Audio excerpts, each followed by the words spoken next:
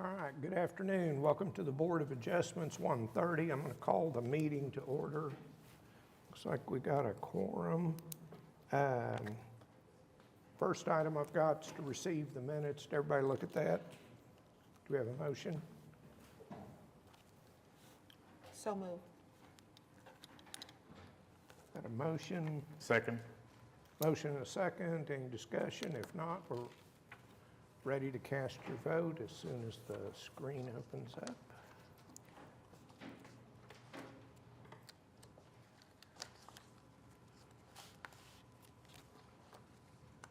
We're going to have to do roll call. Okay, Mr. Voorhees, Yes. Asbury, Yes. Noble, Yes. Sita, Yes. Mr. Udi, Yes. all confirmed. All right, next. Cindy, you want to call on the continuance requests and withdrawals? We've got a few for today. Yes, we had a continuance of item number 39, case number 15212, deferred till March 2nd. And then we have new requests. Item number 3, case number 15231, moved to March 2nd. Item number 14, case number 15248, moved to March 2nd. Item number 15, case number 15249, moved to March 2nd.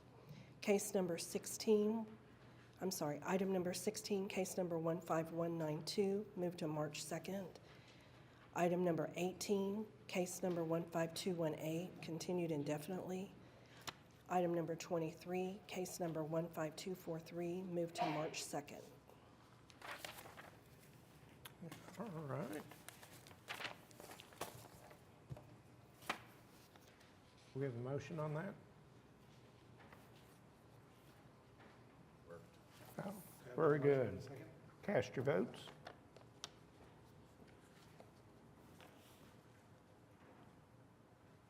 Continued, okay.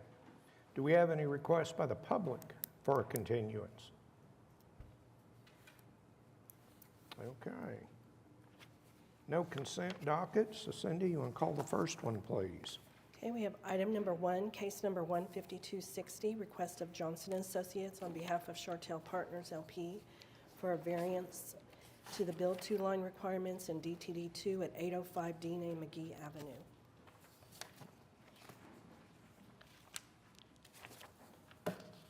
Hello, Jessica Bloy with Johnson & Associates 180, representing the applicant. So as you can see here, this is a very exciting multifamily project at 4th and. The property shape is unique in that we have a slightly angled property line along 4th Street, in addition to Dean A. McGee dead ending right into our client's property. So the application before you today is for a variance request to the setbacks along 4th Street, Chartel, and Dean A. McGee. So to start with 4th Street up there, we are requesting about a 1 foot, a foot and a half at most variance. So what's unique about the downtown design district is that there are maximum setbacks as opposed to minimums. So the maximum setback along 4th Street right there is going to be 10 feet. So we are requesting the additional foot and a half at most to be able to put in stoops, landscaping, and still have adequate space for the sidewalk for the pedestrian area. So with the stoops, the pedestrian area is still going to be activated with the street frontage there. And on Chartel, so as you can see from the exhibit, the building that is fronting Chartel is within that 10-foot maximum setback. So what we are requesting for Chartel is going to be the west side, just abutting Dean A. McGee. As you can see, it's slightly set back, and staff felt that it was necessary to request a variance for Chartel in that area. And then lastly, we have the variance on Dean A. McGee. There is also a 10-foot Build 2 line here. We are requesting at most about 32 feet right there. That is the main entrance to the development, and this additional 30 feet will provide us enough space for maneuvering, and it'll be a drop-off area for residents. In addition to being set back, it's very clear that the entrance to the parking garage is right there on Dean A. McGee. So I do have a lovely rendering of the project. So as you can see here, this is the front entrance on Dean A. McGee. It is going to be designed as a pedestrian area with the maneuvering and kind of a landscaped plaza. So it will really activate, even though the street dead ends, it'll activate the area and will still look very cohesive with the full development. So I am happy to answer any questions. Questions, comments from the board? Okay, I don't have anybody signed up to speak on this one. Is there anybody who wants to say something? If not, I guess we're ready for a motion. I would like to move that we approve case number 15260 for a variance on the grounds that it meets the statutory conditions. Okay,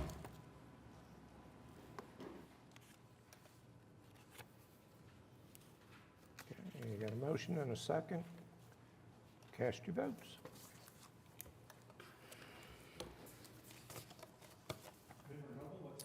Aye.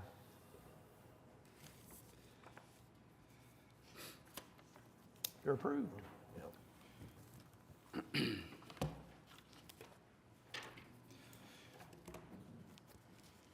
Number 2, David, come on up. What's that? I said number 2, come on up. Oh, okay. Do you want to call it out, or? Yeah. Item number 2, case number 15226, request of David Box on behalf of Shaz Investment Group for a variance to primary access to lots and minimum lot width in the R1 Single Family, 19 Northwest 150th Street. Good afternoon, David Box, 522 Colcord Drive, here on behalf of the applicant, Kendall Dillon, who is somewhat of the civil engineer for both the project on the east, and I believe he was involved somewhat on the west. Mr. Noble has the pleasure of hearing this now for the second time, as this matter actually came before Planning Commission as a plat for the Twin Silos development, which is the development that is to the east where we take access from. The plat of Twin Silos was deferred till a time in which this hearing before the Board of Adjustment could be held. Cindy, could you go back? What we have, there we go. What we have is a unique bit of land that exists from the purchase that my client made of the Vizcaya neighborhood, which is to the west. You can see it falls within that quarter section. But the only means of access is to the east through Twin Silos. So it's a landlocked parcel. It is zoned R1. And so the only way we can get access is going through the east. There has been an agreement reached between the developer of Twin Silos and the individual that owns this lot. So it's zoned R1. R1, as Mr. Noble knows, some of you may know, has a minimum lot size of 6,000 square feet. This is actually a sizable lot, and actually over 29,000 square feet of the lot is out of the floodplain. So we will have to make sure we're out of the floodplain. What we need a variance from is access requirements. So we don't have any frontage on an approved street. You can tell where the streets are here. We actually set off of it. So what we are proposing to do is serve this with a 25-foot wide access easement that'll essentially serve as a driveway to get to this otherwise landlocked parcel. Again, the developer of Twin Silos has agreed to this. It is the only means of access. You have to be able to have access to a parcel. Legally, I don't believe you can landlock a parcel. We would have other redress other places. There are a handful of protest letters that I've received. In fact, I think like 55 of them are the exact same letter with different names electronically signed. And when you read through that, what it talks about is breaking the laws of the lot width. We don't break the laws of the lot width. The lot width, when measured at the building line and the street frontage, becomes a problem because we don't have any street frontage. But this is a typical R1 lot. A 50-foot wide lot is a typical R1 lot. As you can see, our lot is actually massively huge when compared to what a typical R1 lot is. They say that a plat for the property has not been filed. A plat is not needed. Again, this will be a single lot that'll take access onto this Northwest 153rd Street. They talk about the FEMA floodplain. Of course, we are aware of the floodplain. It's shown here on this map, and again, even outside the floodplain, there is a significant amount of available land to build, much more than you would have in a traditional single-family lot. And then they talk about this is an established green belt, wetland, refuge for wildlife. I believe that's inaccurate. There may be animals out there. It's a creek that runs through there, but this is not in any sort of conservation easement that would prohibit development. My client owns it. It is zoned R1 by the city of Oklahoma City. He has the right to develop and build it. He has come to terms with the Twin Silos developer, and again, I think it's worth noting that all of the protest letters, at least that I saw, come from Vizcaya, which is the neighborhood to the west. And so if you look at what we propose, there is no impact whatsoever to Vizcaya. 100% of our access comes from Twin Silos to the east, and the western or the back half of our lot is in the floodplain, and we won't be touching it. So any impact whatsoever would be to Twin Silos. That property owner has acquiesced and granted us the ability to have this access drive. So again, it'll act as a 25-foot driveway to get to this otherwise landlocked parcel. I'm happy to answer any questions. David? Yes, sir. The land in question, the landlocked property is right now zoned R1, but the plan is one residence. Yes, sir. So not more than one family would be driving through that access. Just one. If we wanted to do more, we'd have to plat it, we'd have to, like, it would be, we couldn't do it administratively, but the only intent my client has is to be able to sell the one lot and put one home on there. Any other questions or comments from the board? All right, we got quite a few protests, and I've got one person signed up to speak, Steve McMaster.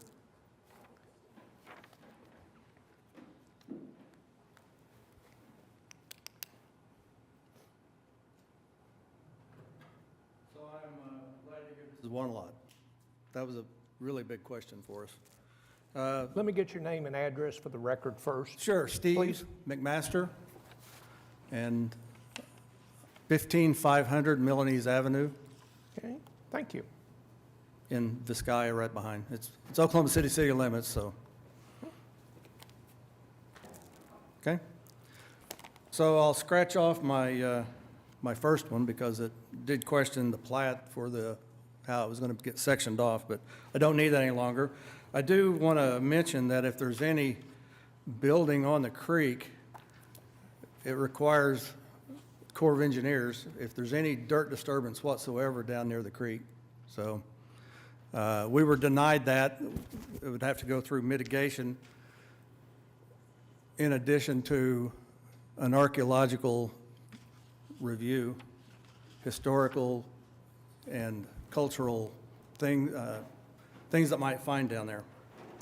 So the other thing is it does cross a wetland. It's an official wetland. It's not, it's truly there. It's recognized. It's one of 3 tributaries that feeds a national wetlands. So that is a true statement. So I know this is sets, about 50% of it's in an AE rated flood zone, floodplain, which means it's going to probably flood annually. The lesser percent flooding is going to, where they're going to be building most likely. And it's going to require a lot of fill dirt. And that fill dirt is going to need erosion control, pretty heavy erosion control, because this thing's on a slope, almost all of it is. And we've had problems with erosion control maintained. They put it in, but they don't maintain it with Shaz Investments. There's also there's evidence of it already happening in Twin Silos going down to the creek. There's erosion right now. The erosion fencing is down, if it was ever even there in places. But bottom line is, it's already causing a lot of silting from erosion control. The creek's silting in right now, and it continues to be. So that's For all those reasons that we've mentioned, that's, ask that the board consider denying this request on the, not because of the road, but because of the lot. Okay. Do you have any questions for Mr. McMaster? Okay, thank you, sir. Go ahead. Mr. Box? Briefly, so of course, we'll have to adhere to all federal, state, local laws. Whatever ODEQ requires for erosion control, we'll do.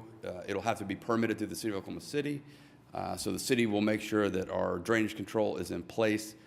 We don't seek any variances to that. So it's not uncommon that you have development next to a creek. In fact, if you look at the map, the entirety of Vizcaya was developed adjacent to that creek. The creek also runs through Twin Silos. So this is an experienced developer. They certainly are aware of what the rules are, and they will adhere to all of them. Any other questions, comments?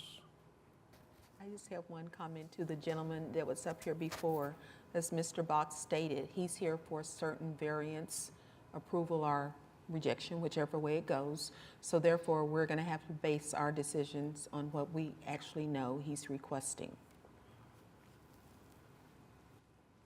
Is there anybody else that wants to speak on this matter? I only had Mr. McMaster signed up. Any other questions, comments from the board? I think we're ready for a motion. I would like to move approval of case number 15226 for a variance on the grounds that it meets the requirements for a variance. Okay, got a motion and a second. Cast your votes.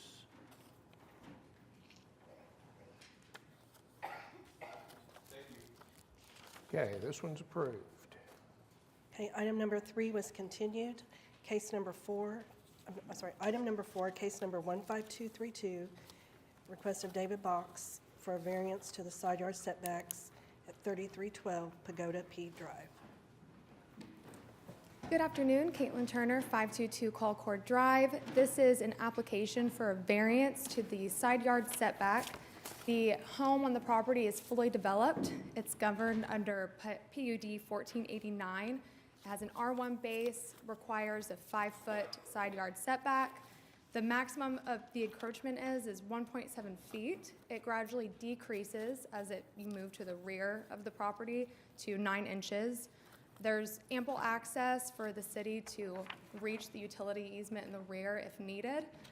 With that, I'd be happy to answer any questions that you have, and we ask that this variance be granted. Anything from the board? And I didn't have anybody signed up on this one. Is there anybody who wants to address this application? Okay, I guess we're ready for a motion.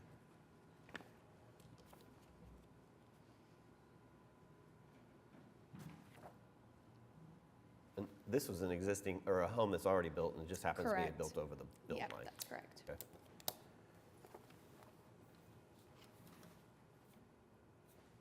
Just one quick question. Prior to the house being built, did they know the requirements, the builder? I believe they did know the requirements. I think it's more so an issue when they actually laid the foundation after the concrete was poured. They just didn't go back and reassess and didn't realize it until after the fact. And it's So- totally built? It is completely built, yes. Okay, thank you. Thanks.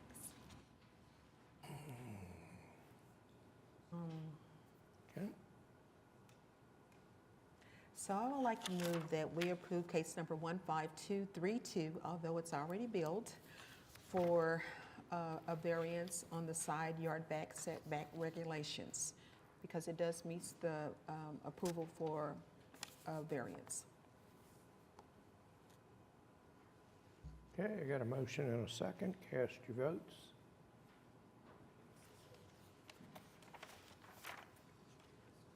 Okay, you're approved. Item number 5, case number 15262, request of David Box on behalf of Ryan Companies for a variance to sign regulations in the C3 district located at 13502 North May Avenue. Good afternoon. Once again, David Box, 522 Colcord Drive. On behalf of the applicant, we actually have two variances before you this afternoon. And what we've done is we've created two separate packets to try to walk through these separately and make our discussion a bit easier. If you're familiar with the area, it's May Avenue and Memorial, or the Kilpatrick. Living Spaces is the operator coming in. It was a very exciting announcement when they came in. It's a national brand. This is the first Living Spaces facility they've had in this market. It's an approximately 140,000 square foot building. So it's a large building with a big presence right there at May and Memorial. So the two variances we seek are, one, to attach signage, and two, to freestanding signs. I'm going to start with the freestanding sign application. So if you look at the exhibits that we have, I think the third page is perhaps the most instructive. The third page is a site plan. And when we think about freestanding signage within Oklahoma City, it is generated by your amount of frontage. And so the frontage that we have along Memorial Road is limited. The reason being, what we have is the kind of flagpole style access drive and then a little bit of frontage out there. And so what we would be allowed to have under the code would be 53 square feet. A 53 square foot sign is not legible. It would not be something that would make any sense and would not be able to notify the traveling public of what we are doing. So as you flip through that, you'll see when you actually get to our sign, the sign we believe to be fairly small in scale. And in fact, there's an exhibit from Google Earth Street View. The first one you get to, you will see a rendering of our sign located on our site, and then those blue signs that have the advertisement that the Turnpike Authority or ODOT puts up that tells you when various gas stations or restaurants are going to be coming up. When you look at this image, that sign that you see, which is that standard blue, is actually bigger than the sign that we're proposing. So this is not some giant billboard that does exist on the Kilpatrick Turnpike, if you're familiar with the area. This is simply a sign that we believe to be in keeping with the area. There's another image, Sid, if you'd go back one. There we go. So same style, that one's on May. But what we're asking for, we think to be compatible. The sign discussions that we typically have deal with scale and compatibility and size. When you look at what we've proposed here, we believe it checks all those boxes. So the hardship would be that the ordinance would require us to build a 53 square foot sign, which is tiny. I mean, it just, you don't have signs that small. What's unique about the property is the amount of frontage we have on Memorial and the shape of our lot. Our lot is big, except where it's on Memorial, it's not. The third element, whether or not there would be a detriment to the public good or impair the purposes of the comprehensive plan, we don't believe it would, because we believe, again, that having a sign that's legible and readable by motorists that are traveling at a high rate of speed is actually in the public interest, to be able to notify them of where that is and where to exit. And finally, the minimum necessary. We're not asking for an excessively large sign. If you look at the sign sizes that exist around us, we are right in line with all of those. So for those reasons, we believe that our freestanding sign variance meets these statutory elements. Next is the attached sign piece of this. It's not uncommon when you have a building of this size that the sign code is just simply inadequate, especially when you have a furniture store.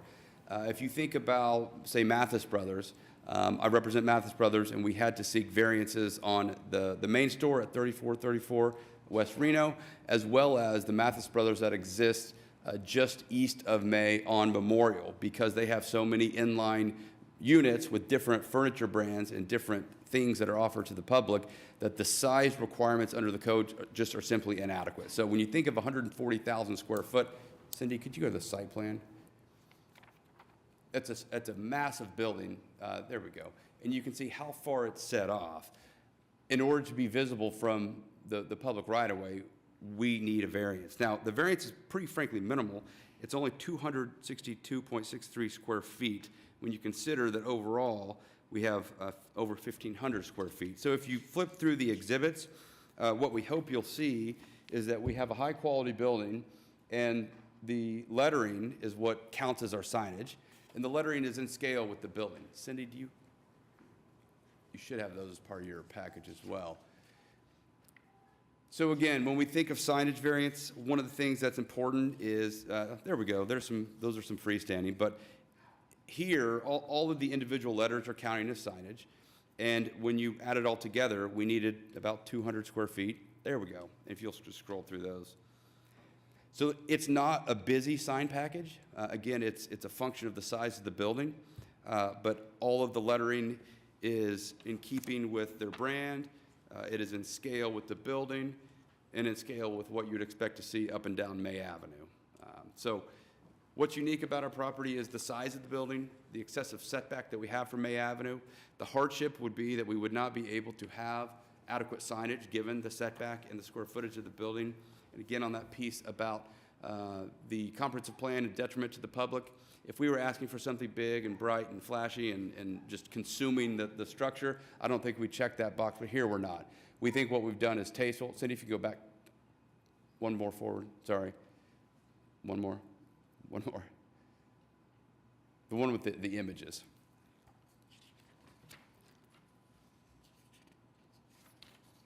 So one of the other issues is on this image, so these 4 images also count against our signage. And so altogether, there we go. So those also count against our signage. So again, it's not uncommon, especially when you have a retailer like this. Mathis Brothers was granted variances both on Reno and Memorial. So we would ask that you approve the variance. We believe we've met the statutory conditions on both the freestanding and the attached signage. We'd be happy to answer any questions. Okay. Questions, comments from the board? Just a little bit. The size and the scale to me, I mean, it looks good with the building. The building is a large building, and has a large setback also. And from Memorial or even the Turnpike, you need to be able to see that sign. And so the one thing I would like to know from staff is how they feel about this, because I know signs are very important in certain people's views. Sarah Welch, Planning Department. I think with the, one of the things that we look at, and hello everybody, I normally staff our Planning Commission where we talk a lot about signs, but one of the things that I would say on this application is that when we look towards a comprehensive plan and we look to reduce, it's not just the size, but it's also the number, and I think for the freestanding sign, they are going a little bit over the 200 square foot that would be allowed in the C3 district. But the consolidation of the sign to just go over, I think, 94 feet allows for kind of one less pole sign, if that makes sense.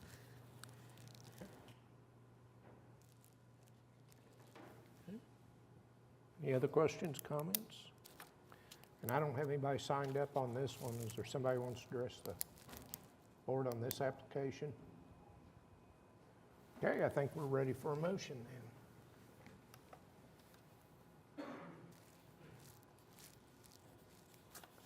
So given the fact that it's going to reduce an additional pole in that area, I can get on board with that. And I was going to ask that question as well too. Well, how many poles will be up there for it to be freestanding? So I would like to make a motion that we approve case number 15262 for a variance to assign regulations on the grounds that it meets the statutory conditions.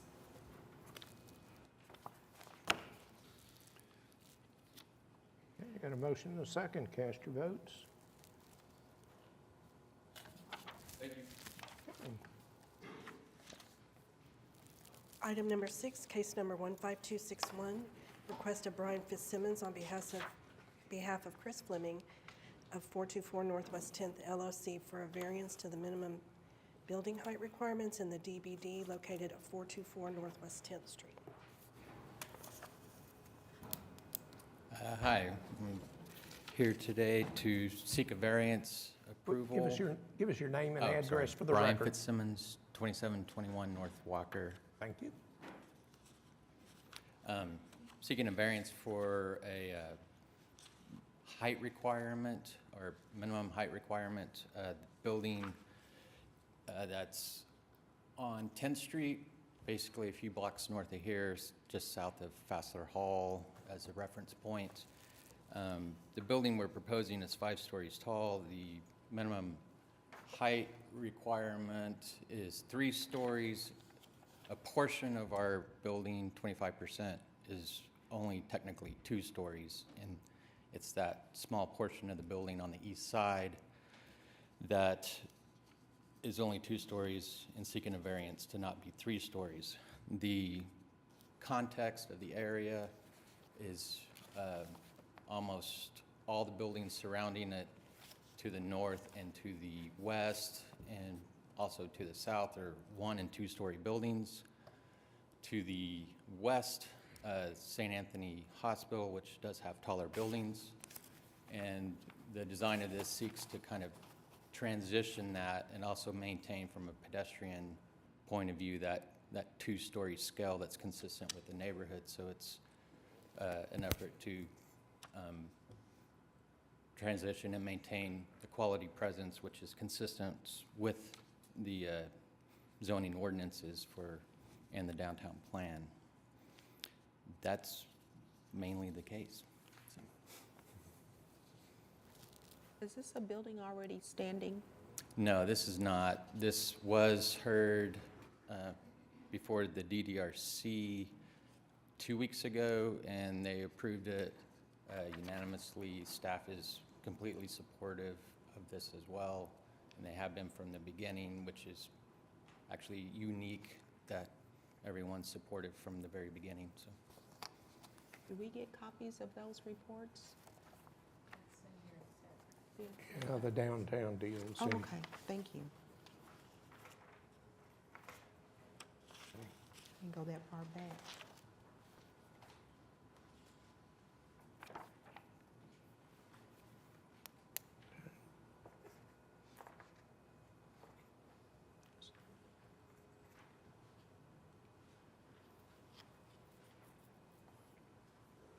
Anything else from the board?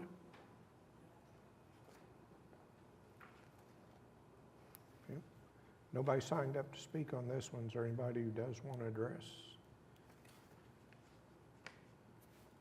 Okay, looks like we're ready for a motion. I would like to move that we accept case number 15261 for a variance on the grounds that it meets the statutory requirements. I don't see anything wrong with it either.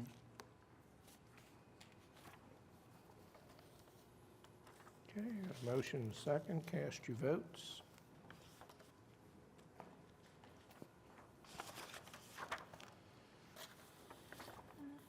Okay, you're approved. Thank Item number 7, case number 15233, request of Rebecca Myers for a variance to setback regulations in the R1 Single Family located at 3028 Southwest 102nd Street.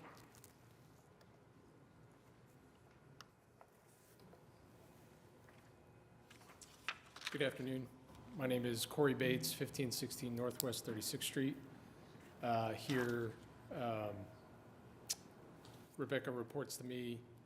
I'm here on behalf, I'm the head of design and engineering at 820 Solar, representing Sandy Wolfgram, the homeowner. The application is for a variance from the rear setback for installing a ground mount solar system. The HOA that oversees this residence declined an application to install solar panels on the roof of the home. Therefore, a ground mount installation was the only option for this homeowner. And then given the size of the ground mount relative to the amount of room in her backyard, we're applying for a variance from that rear setback. So unless I didn't get any, were there any pictures with this? Because I didn't get any in my packet with this case.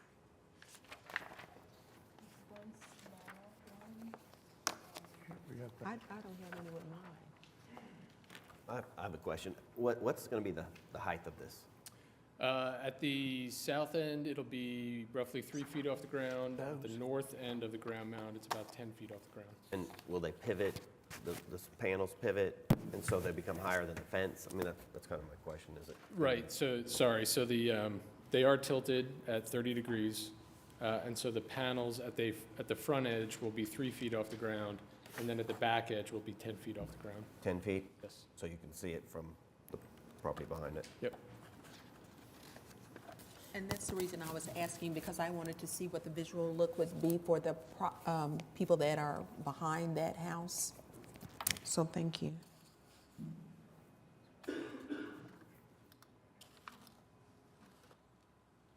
Has the HOA weighed in on this new plan for the ground mount system as opposed to the roof? Yeah, they're fine with this one.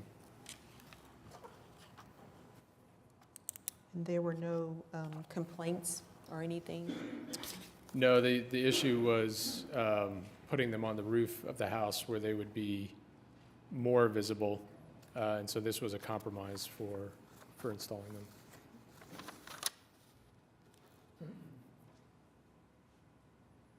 Any other questions or comments from the board? No. And again, I don't have anybody signed up to speak on this one. Is there anybody who wants to address us? I think we're ready for a motion then. Well, I would hate to lose some backyard if it was my house, but if they're okay with it.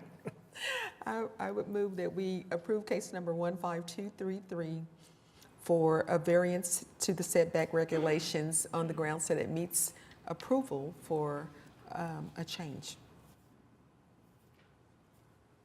Okay, you got a motion, second. Cast your votes. Okay, you're approved. Thank you. Item number 8, case number 15219, an application of Freeman Team Investments to allow home sharing in the R2 district located at 2128 Glen Ellen Street. Good afternoon. I am Jamie Reed on behalf of Freeman Team Investments. Our address is 2128 Glen Ellen Street, and we are applying for a home sharing license.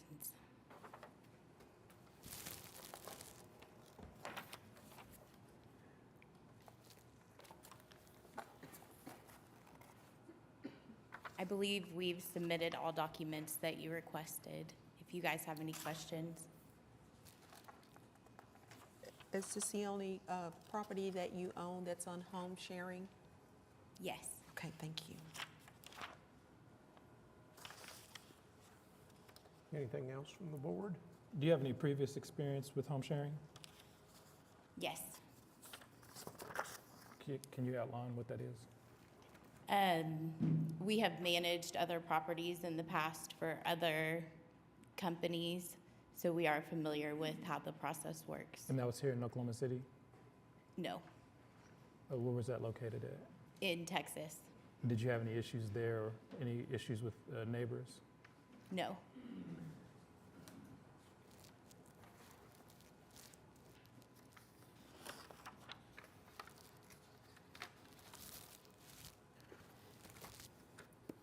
Anything else from the board?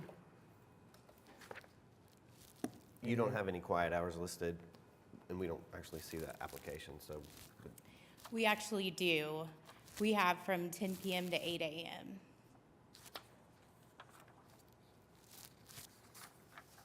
These 3 pages.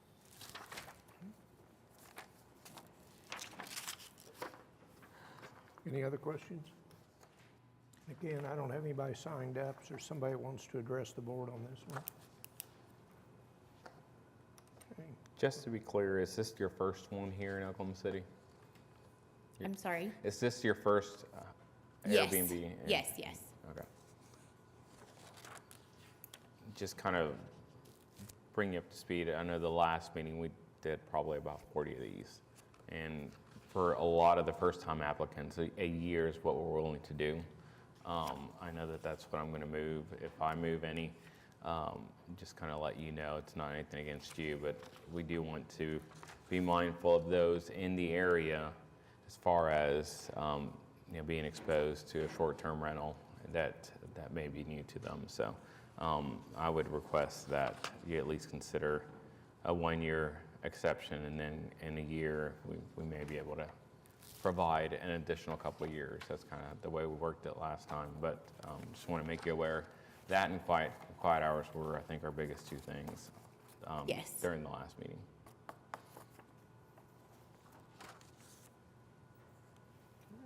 Anything else from the board? Just a quick comment. I would like to commend you for asking for just a year and noting that it is a one-bedroom and that you're not asking for 6 or 7 people to occupy it. So thank you very much for that, because it makes it a lot easier for us as a board. Oh, well, thank you. You're welcome. In saying that, I would like to move for approval of case number 15219 for special exception for 1 year. Thank you. You're welcome.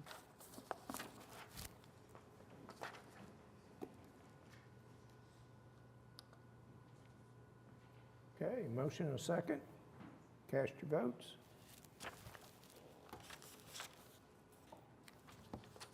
You're approved. Item number 9, case number 15230, an application of Monty Turrentine on behalf of Project 34 LLC for home sharing at 512 Northwest 51st Street.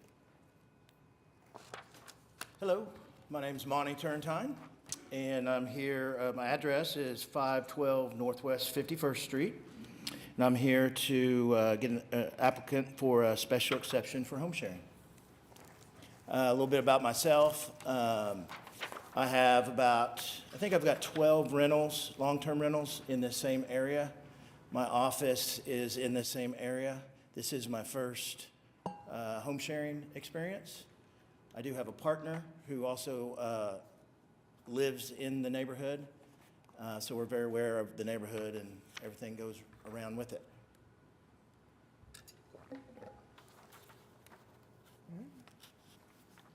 Anything from the board? Well, something that's very favorable for you is that we don't have many in this area, so that's really good. And thank you very much for expanding outside of the normal capacity of where most of them are located.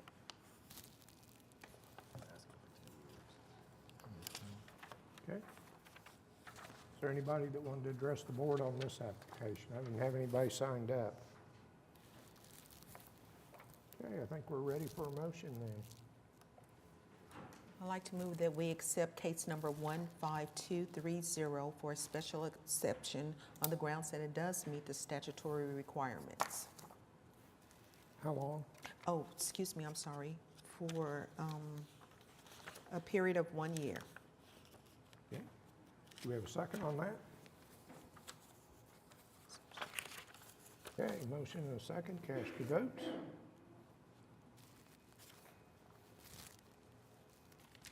Okay, you're approved. Okay, thank you, board. Item number 10, case number 15234, application for special exception of Denmar Investments to allow home sharing in the R1 Family District at 8705 South Youngs Boulevard. Good afternoon. I'm here for Denmar Investments. Name is Kevin Sutter, 2713 Southwest 111th Street, Oklahoma City, Oklahoma. So Denmar has multiple long-term rentals in this same area, even one on this street. This will be the first short-term rental Airbnb.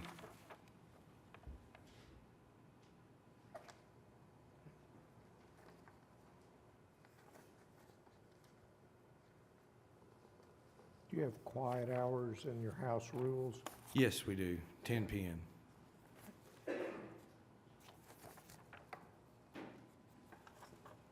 Anyone on the board have questions, comments? I can get on board for less than 10 years. Seeing it's your first one, 1 year is what we've been doing, so. Understood. Does that mean we have to apply again, or, okay. Thank you. And there's nobody signed up on this one. Is there anybody who wants to address the board? Okay, I think we're ready for a motion. Guys, I'm going to get you. So I would like to approve case number 15234 for a special exception for a period of 1 year on the grounds that it meets the statutory requirements of a special exception. And motion second, cast your votes. You're approved. Thank you very much. Item number 11, case number 15235, an application for renewal of special exception for Karen Williams McClendon to allow home sharing at 5808 North Billen Avenue. Good afternoon. I'm Karen Williams McClendon, asking for a special exception at our home at 5808 North Billen. This is a renewal from last year, and we have one opposition who I believe just submitted the same opposition they did last year as well, concerned that I'm going to put a sober living home here, which I am not. I have had it as an Airbnb successfully for the last year. You guys may or may not recall, we had quite the opposition last year. I think there were about 20 of my neighbors who arrived to support the opposition. And the neighbor across the street has submitted 2 complaints. And the second one, he actually texted me when he did it, and I immediately responded. I also assured him again, Matt, I've known Matt for numerous years, Mr. Reeser, and I assured him that if he would just tell me if there was ever an issue, I would take care of it. The issue the second time was that somebody had parked on the street. I had some elderly guests, and they had a friend who came over to help them celebrate their 50th anniversary. Other than that, we have had no complaints, as you can. None of my neighbors have opposed, other than the one regarding the sober living.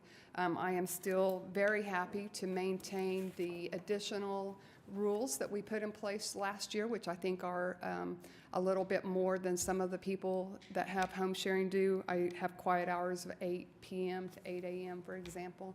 I'm perfectly happy with that. 6 guests, I've listed all of the rules, and these are the same rules that we put in place last year. So I would respectfully request to get a 3-year exception this time, if possible. Okay.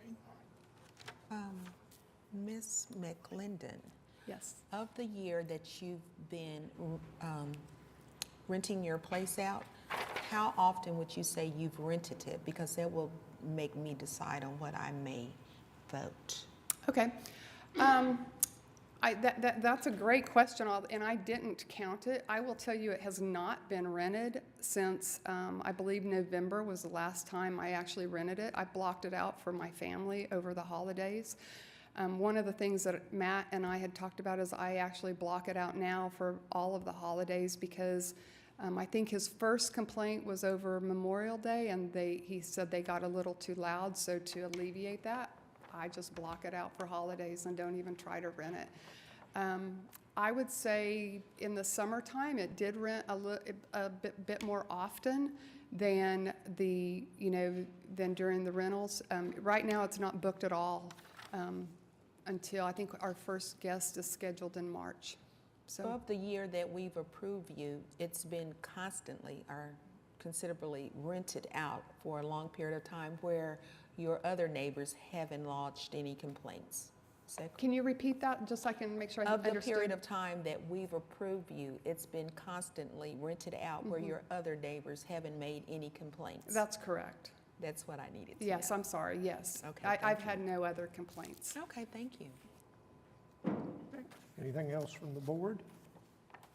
And I've got one person signed up to speak on this one, Beth Reeser.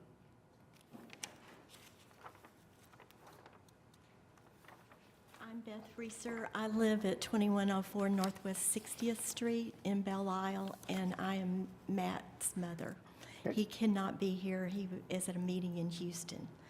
I only wanted to make the board aware of the original covenants of Wildman's Belle Isle. They were signed August 24th, 1956 by Ben Wildman, who started Belle Isle. He was one of the original founders of the National Builders Association.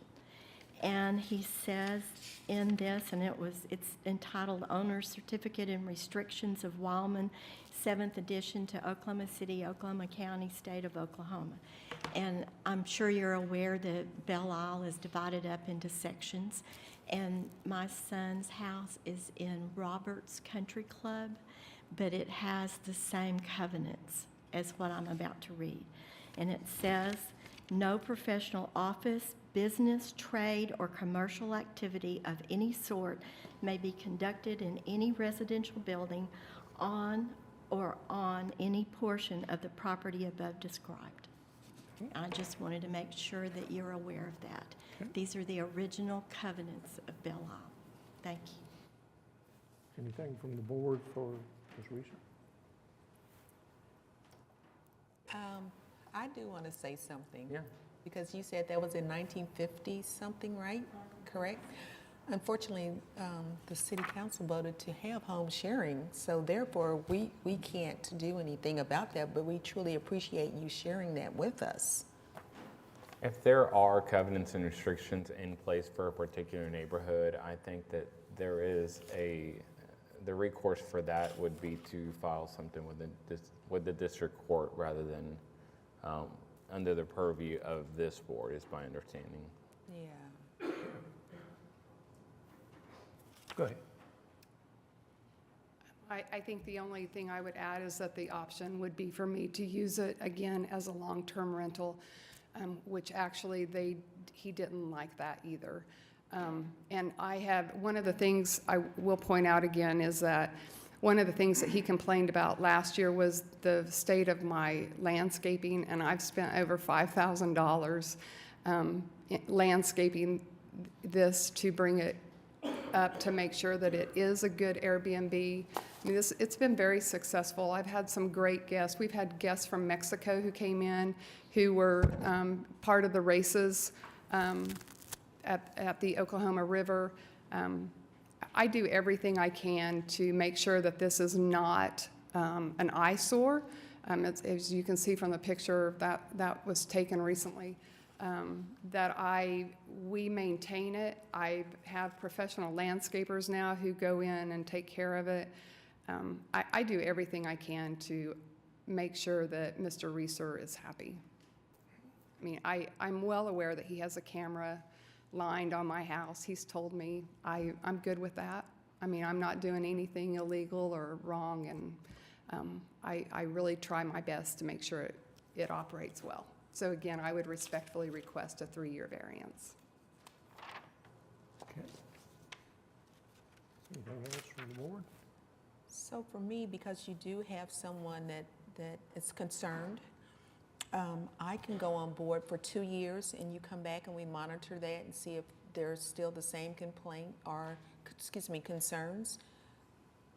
Absolutely, I Yeah, would be because fine with- I don't want to dismiss his concerns. So therefore, for me, I don't know how my colleagues feel, but that would be my vote for 2 years. Are you guys okay? Yep. So I move that we approve case number 15235 for special exception for a period of 2 years on the grounds that it meets the statutory requirements of a special exception.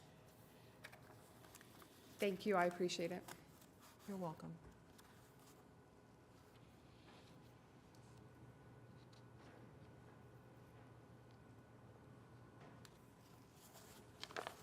I'm not getting a screen to vote. I just hit refresh. Please refresh your screen. Voorhees, what say you? Yes. Oh, there it is. Okay, you're approved. Thank you. Item number 12, case number 15236, and Perez Cobb Investments for home sharing at 3009 North Independence Avenue. Good evening. My name is Brett Cobb. I'm at 6217 Northwest 157th Street. I'm just applying for a 1-year special exception for 3009 North Independence. The home's just going to be 2 bedrooms, maximum guest of 4. Make sure that my rules are no parties or events, no smoking inside, be courteous to our neighbors, of course, and quiet times of 10 to 7 p.m. I do got a doorbell on there so I could see if people are parking on the street, so if that's the case, I will take care of that accordingly ahead of time. And as you see there, I've got plenty of parking. So I don't see any unfavorable conditions, to my knowledge. Does the board have questions, comments? That's a very long driveway. I don't have anybody signed up to speak. If anybody wants to address the board on this application? Okay, I think we're ready for a motion. I would like to approve make case approval of a case number 15236 for special exception on the grounds that it meets the requirements of a special exception.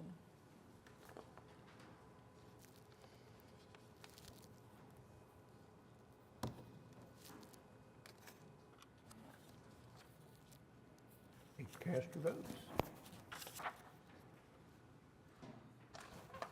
You're approved. Okay, thank you.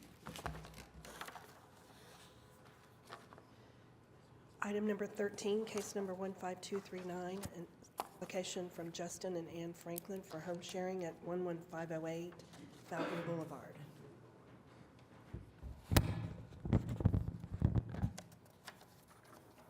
Good afternoon. I'm Justin Franklin. I'm the homeowner at 11508 Fountain Boulevard. We're requesting a special exception for home sharing. Fountain Boulevard has been our home for the last 13 years, and due to personal reasons, I've had to move my children to a different school district. We're currently renting in Edmond Public Schools, and we plan to do so until my son graduates in 2025. So we live locally, but ultimately we plan to return to our beautiful home in the Fountains when our child graduates.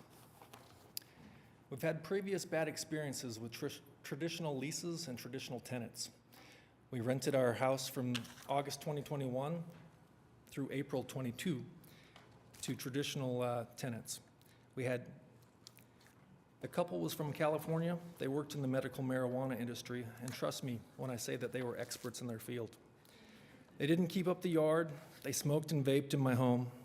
Their pets did their business all over my carpets. They were impossible to evict because they made a lot of money and paid rent on time. Luckily, we only signed a 9-month lease, and we had a large enough deposit to correct many of their issues. We brainstormed as a family, talked with many friends, colleagues, and property management professionals on how best to avoid the previous experience. In September of '22, we decided that the short-term rental model was the best option for us in our situation. Short-term rental model affords us the ability to be more hands-on with our property. We regularly access and can check the property after every use. We can immediately address issues and complaints, and we can properly maintain the property. Ultimately, we decided we could be better neighbors and ensure that we maintained overall property values in our beloved neighborhood. Because the short-term rentals can have issues too, if not properly managed, and because we desperately want to ensure our home doesn't attract the wrong type of guests, we hired a professional and seasoned property management team that specializes specifically in short-term rentals. They manage over 80 properties and have numerous years of short-term rental experience to draw upon. They too are local to OKC and are available to help us address any issues that may arise. I have a large 5-bedroom, 4-bath, almost 4,200 square foot home, and most short-term rental hosts would attempt to maximize their total sleeping capacity with multiple sets of beds in each bedroom. Not us. We were very deliberate about limiting the total number of guests to no more than 11. This was initially set to help avoid the party crowds. We've deliberately set the minimum night stay to a 2-night minimum. We've deliberately set a much higher than average price point per night to ensure that we draw higher-end guests. Plus, our property managers vet the guests through their initial conversations, and they frequently decline guests who don't pass their experience sniff test. Under the guidance of our professional property managers, we've developed what we believe is a solid set of house rules to include no parties or events, no more than 5 vehicles on the property at any time. Guests are encouraged to park behind the gate or in the garage, and absolutely no parking in the cul-de-sac or city streets. Our quiet hours are strictly enforced from 10 p.m. to 8 a.m., and the patio, the hot tub, the pool, and the basketball court are not to be used out of respect for our neighbors during those quiet hours. On the 9th of January, I received a notification from the Fountains HOA board and they received an email from Mr. Sean Pendley, who strongly opposed my application. Based off the board's review of my house rules, they suggested that we tweak a few of those rules to include earlier quiet hours. Again, my quiet hours were previously 11 to 8 and are now 10 to 8 and have been updated on the Airbnb website. In an effort to avoid any future noise complaint, they encouraged us to add the following. The outside perimeter of the home is equipped with non-listening, non-recording detectors. If the detector senses excessive noise during quiet hours, guests will incur a penalty of $250. Again, that's guidance from my HOA. The bottom line, I want to be a good neighbor. I want to do things the right way. I continually and proactively update our house rules as I learn new lessons. We want to be in compliance with the city, and we hope you approve our application. That's it. Questions, comments from the board? I have, oh, go ahead. I was going to say, your application currently says 11, so you stated that you would like to modify that to be 10 p.m.? That's correct. Okay. And as one of your neighbors, because I do live in the Fountains, I appreciate that. With that said, I think that, as you probably heard, we're approving 1 year rather than 3 year to be mindful of the experience to all the neighbors. I did hear that, and I understand. This is my only Airbnb. However, I am under professional property management who has 80 to 85, and he's also representing other clients in this meeting. And with that said, the hope is that you guys will grant a 3-year under their management. All right. As for me, being mindful of the fact that we've had neighbors say something, and to my knowledge, I really don't know how many Airbnbs we have in our neighborhood. I want to be mindful of my guest, and so I want to hold this application to the same standard that we've kind of been holding the other ones. So my question is, even though your house is large, 4,200 square feet, 5 bedrooms, you're asking for a maximum number of guests at 11? That's correct. It actually could sleep quite a few more than that. So given the fact that it's a large house and everything, and I'm sure all of the other ones in the surrounding areas are, if you were to rent that on a weekly basis, then you're looking at approximately, in less than a year, 200-300 different people coming in and out of there. Has anybody said anything about that for consideration? So actually, I've proactively reached out to my immediate neighbors, the long-term neighbors that I've got established relationships with, asking them to be my extra set of eyes and ears, and I haven't received one phone call. I think it was the letter from this board that initiated some sort of opposition, but I had not heard. Okay, so that would be one of my concerns. And also, you say you are planning on moving back to that once your son graduates? That is correct. And his graduation year was 2025? Correct. This is 2023? Yes, it is. So that's longer than a 3-year extension time? It is. 23 and 2 is 25.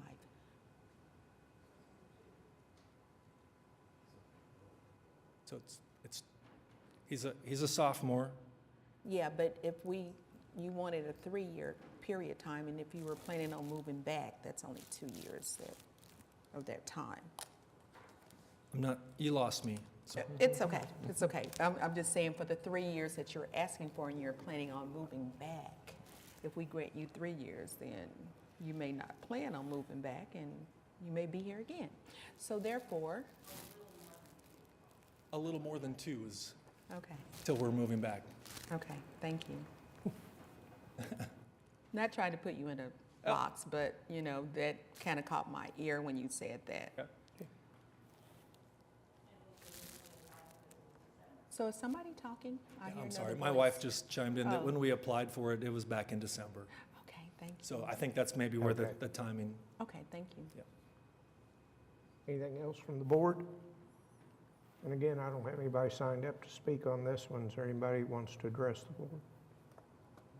I just have a quick question. This is the first application for this in Oklahoma City? It is. Yes. But the property is already being offered as an Airbnb rental? I'm sorry. The property is already being offered as an Airbnb rental? That is correct. You're right, we're doing this in the wrong order. Okay. How long have you? So we initiated the Airbnb platform in September. We did not find out that there was a permit process until it was on the news in November, in which we immediately started applying. And then we found out that we needed the exception because we don't currently reside in the property. So do I understand the process correctly? If I did reside in this and I were to maybe go to Florida for a couple of months, if this was my primary location, I wouldn't be having this meeting? Okay. I was just curious about that. Well, I do want to thank you, if I understand you correctly, that upon knowledge of this process, that you took the initiative yourself to correct it rather than somebody having to report and get the city Absolutely. We involved. want to do it the right way. Thank you. Not the first person to learn after the process. Don't worry about that. Not at all. Okay. So my board members, you may get me, but first of all, I would like to thank you for your service and thank you very much for sharing more than you needed to share with us about the situation why you're no longer in your home. So given the fact that you are very comprehensive in everything that you stated, I move that we approve case number 15239 for a period of 2 years with the conditions that are stated on it for a special exception.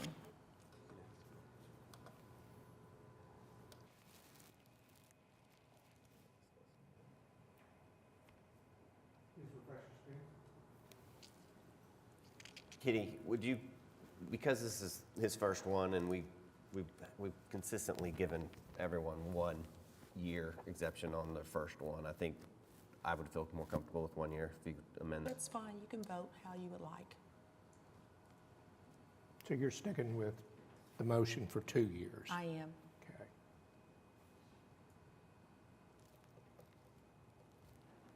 We have a second?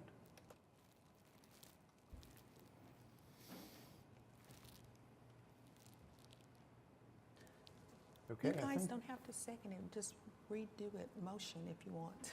Yeah, I think it dies for lack of a second, Yes. so let's try it again. Let's try again. All right, I move to approve case number 15239 for the purposes that it meets the statutory requirements for a special exception with the modifications that the application does show the quiet hours are from 10 p.m. to 8 a.m. and for a period of 1 year. We have a second on that one. Got it. Now cast your votes when you're ready. And I'm unresponsive for some reason. I'm not getting the option to second or vote, so. I say aye. There we go. Aye.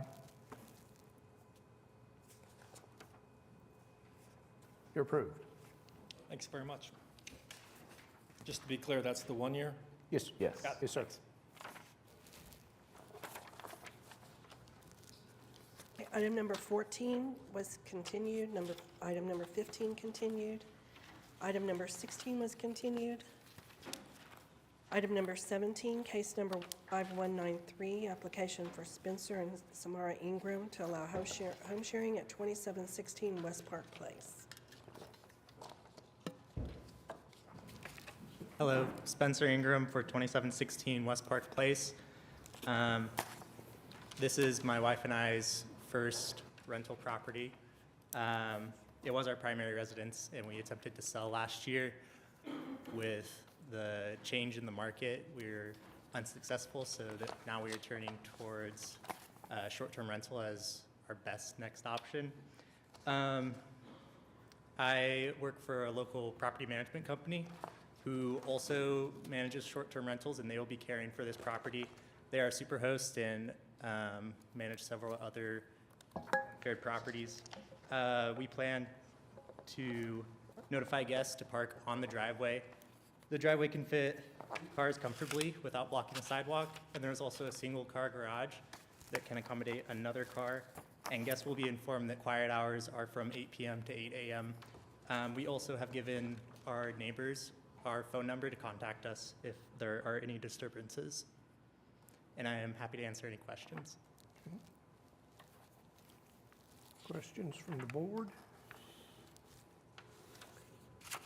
You are requesting 5-year variance, but you get the deal. It seems that the trend is 1 year.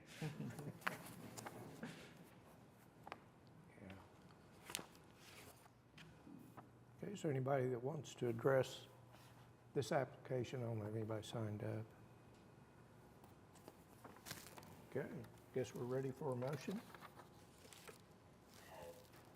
I'll move to, and I don't see in your application, I don't see quiet hours listed on there, but, so I will mention it, but I move to approve case number 15193 for the purposes that it meets the statutory requirement for special exception for a period of 1 year with the additional restriction of quiet hours.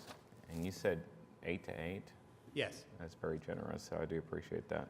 And that's it. I second. Okay, we got a motion and a second. Cast your votes.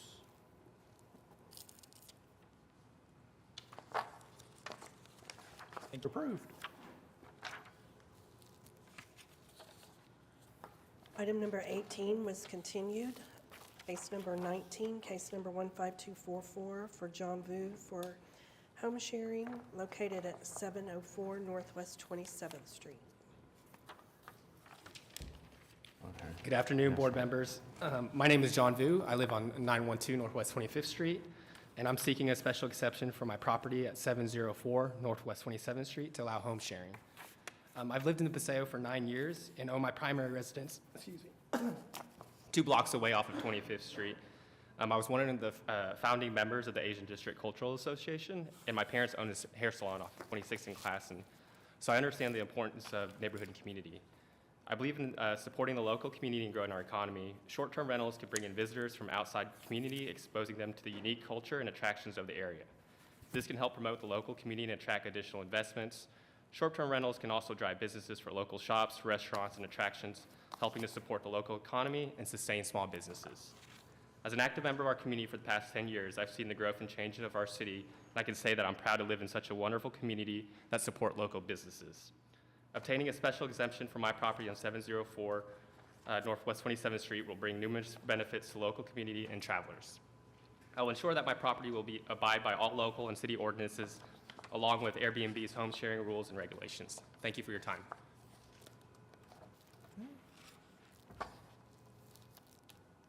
Does the board have any questions or comments?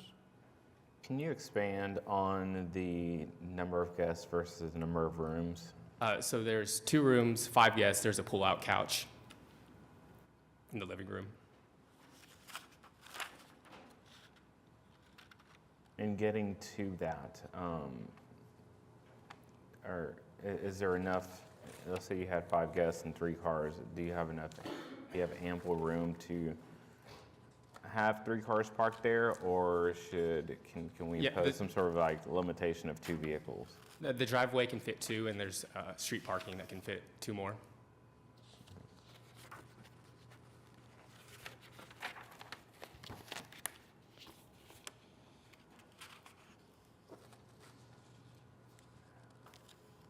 I think that based off of that, I think the only adjustments that I would request are quiet hours being starting at 10 p.m. versus 11, and then again, approval for 1 year. Okay. Is there anybody who wants to speak on this one? Nobody signed up. Okay, if there's nothing else from the board, I think we're ready for a motion. Motion to approve case number 15244 for the purposes that it meets the statutory requirements for a special exception, with the quiet hours being adjusted from 10 p.m. to 8 a.m. and for a period of 1 year. I second. Motion and a second. Cast your votes. Thank you. Okay, you're approved. Item number 20, case number 15240, an application of Yvonne Garcia for home sharing at 3211 North Military Avenue. We can do both at the same time. Hello, I'm Yvonne Garcia, and I'm here for 3211 North Military Avenue. I'm representing Judah Rentals LLC, and we're applying for share homing. Pull the microphone down just so we can hear better. Okay, thank you. Oh, sorry. I'm Yvonne Garcia, and I'm representing Judah Rentals, and we're applying for home sharing in the RL1 single family residential district.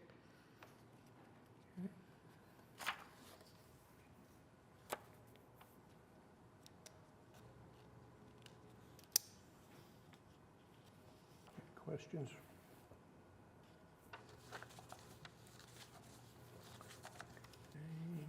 Do you get to 3 guests with a pull-out couch? Is that correct? Yes, I believe so. I just want to make sure not all 3 guests are going to be in one room. No. Okay.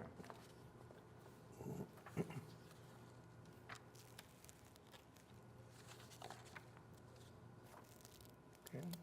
I don't have anybody signed up to speak on this one. Does anybody want to address the board?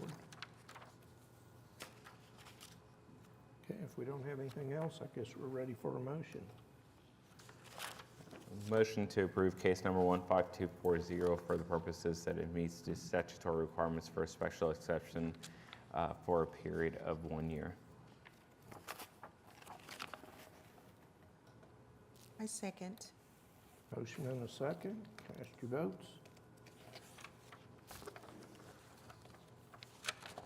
Okay, you're approved. Okay, thank you. Number 21, I think you got the next one, please. Yeah, they have both of them. case number 15241 of Yvonne Garcia for home sharing at 3209 North Military Avenue.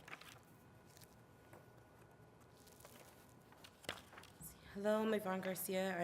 I'm representing Judah Rentals for 3209 North Military Avenue, and we applied for a special exception of home sharing, and we'd like to get that approved. So these are duplexes? Excuse me? It says duplex, these two? Yes. Okay. Same situation as the other one? Yes. Okay. So the parking that you're talking about, where it states that you have, I think it was 9 available spaces or something, it's for both of those units. Is this a house or a duplex? It's a duplex. Okay, thank you.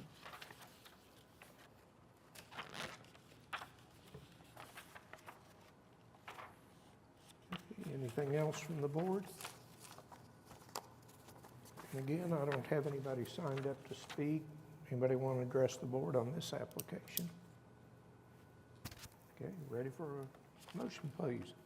Motion to approve case number 15241 for the purposes that it meets the statutory requirements for a special exception for a period of 1 year.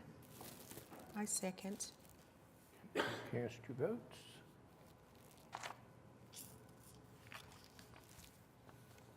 Okay, you're approved. All right, thank you. Item number 22, case number 15242, a application for home sharing of MFJ Family Real Estate at 2720 Lancaster Lane. Good afternoon, Board. My name is Jalen Edamwande. I'm one of the owners with my wife of MFJ Family Real Estate, and we are applying for an application for short-term rental. First thing I want to say is right off the bat on my application, I think I had a term of indefinite or 20 years. Clearly, the model is 1 year, so my apologies in advance, so I'm going to say 1 year. Also, too, since my application has been submitted, we have made some adjustments, and I'll kind of get into that.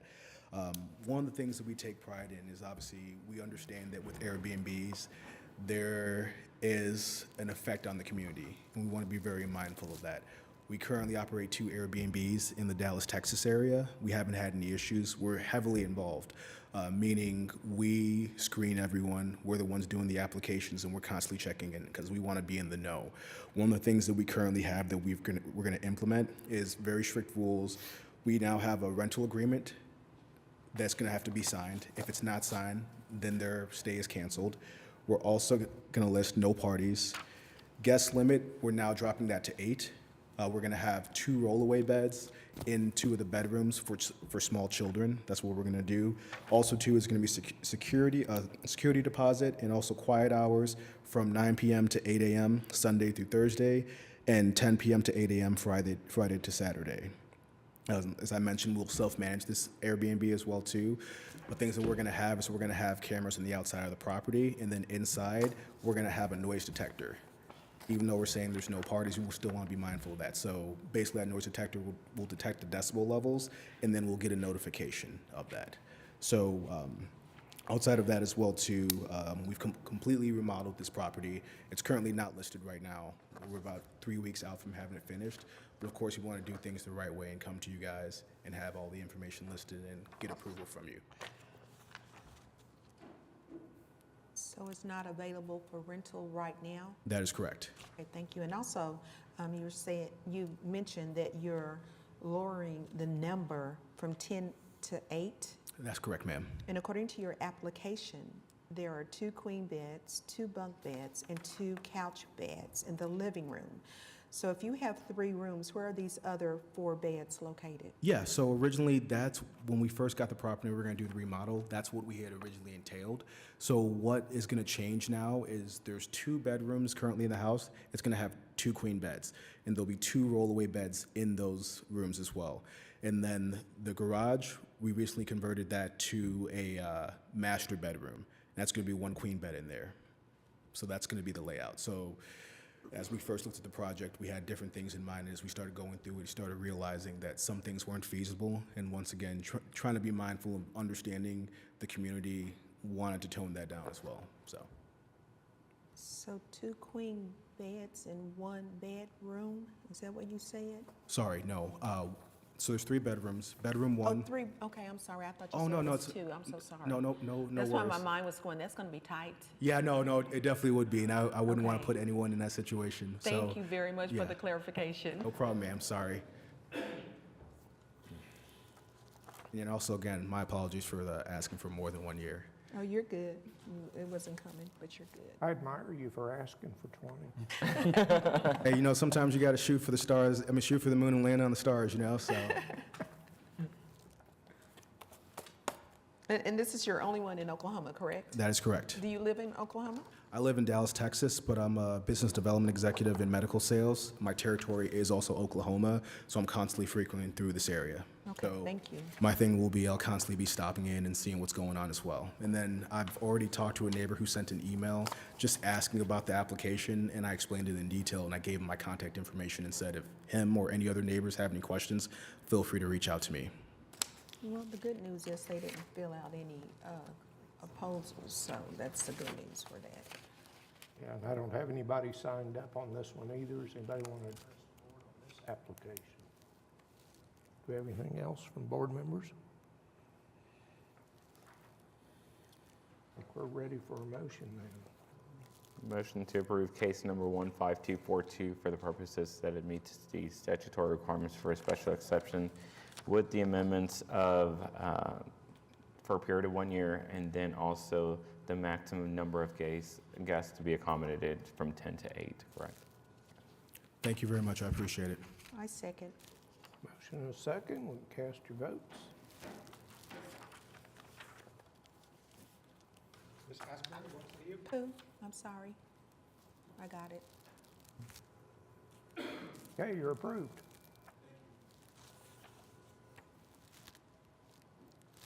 Case number 23 was continued. Item number 24, case number 15245, special exception of Brian Hasselwood for home sharing at 325 Northwest 24th Street, Apartment B. Thank you. Hi, my name is Brian Hazelwood, and I'm applying for a special exception for an apartment at 325 Northwest 24th. It'd be Apartment B. So I have 4 properties and 7 doors, and this is a quadplex in Uptown. It's been remodeled. I currently have a long-term resident in that apartment. They're moving out in 2 months. And I've hired someone to be my property manager specific to that Airbnb, because I know that requires more time to manage and look at applications and more time than I'm willing to commit. There's a gated parking lot. There's 11 spots, so there are 2 spots specific for this apartment. And it's been a lot of work, but it's been a lot of fun. It's a beautiful property, and I think will add a lot of value to that part of the community. Did you say you own the other 3? I'm sorry? Did you say you own the other 3 rentals? Yes, I have 3 houses and 1 apartment complex. So this is my one apartment complex that I own. So you said it's got 4. There are 4 apartments in this building, and so I'm applying for just one of the apartments. But you own the other 3 apartments? Yes. Sorry. And those other 3 apartments, they're occupied by people that are long-term renters, is that correct? Yes. I have a high turnover. It's about once a year, so there's a lot of turnover in the building, but that's correct. So they are long-term. It's a minimum of 6 months to one-year leases for the other 3 apartments.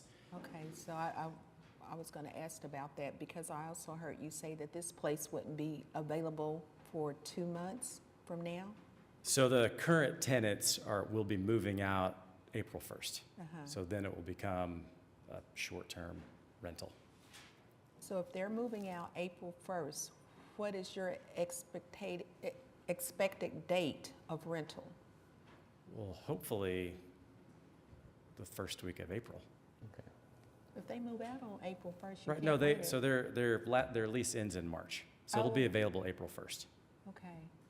Did I do this wrong? Was I supposed to come in April to? Well, no, you don't necessarily have to, but the reason I'm asking, in the event that we receive some opposition on it, even though we can't receive it until you make it happen, but because it's not available yet, it's almost hard for me to say, yes, in 2 months, we know this will be okay for you to do this. I'm sorry, I'm confused. Was there not a letter that was sent out to all the neighbors asking if it'd be okay if there would be opposition? Yeah, notice was. So they would know and There they was a would be able notice to, sent. right? Sorry. I didn't know we could do it that far in advance if it's not available. Okay, I'm just trying to be prepared to have, I feel like this is a really long process. And so I'd assumed like by the time April 1st rolled around, it'd be ready to go. Yeah, I think we can grant these at any time. Oh, okay. It's his issue on when he makes it Airbnb. Yeah. As long as it's available?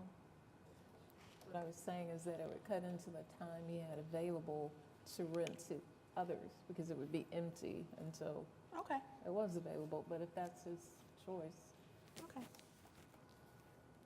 Not to put a stop to it, it's just that, to me, that just seemed like a long length of time before it's available, but the way Counselor just explained it, then I totally understand. Okay, thank you. You're good. I don't have it. Board have any questions, comments? And there's nobody signed up on this one. Is there anybody in the audience wants to speak?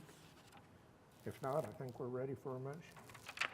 So I move that we approve case number 15245 for a special exception of a period of 1 year with the conditions that are already listed on the grounds that it does meet the statutory requirements of a special exception. Okay, motion in a second.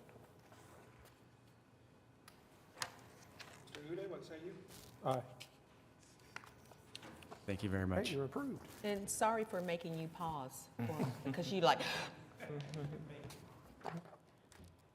Item number 25, case number 15250, special exception for Kevin Mears for short-term rental, 1718 Northwest 33rd Street.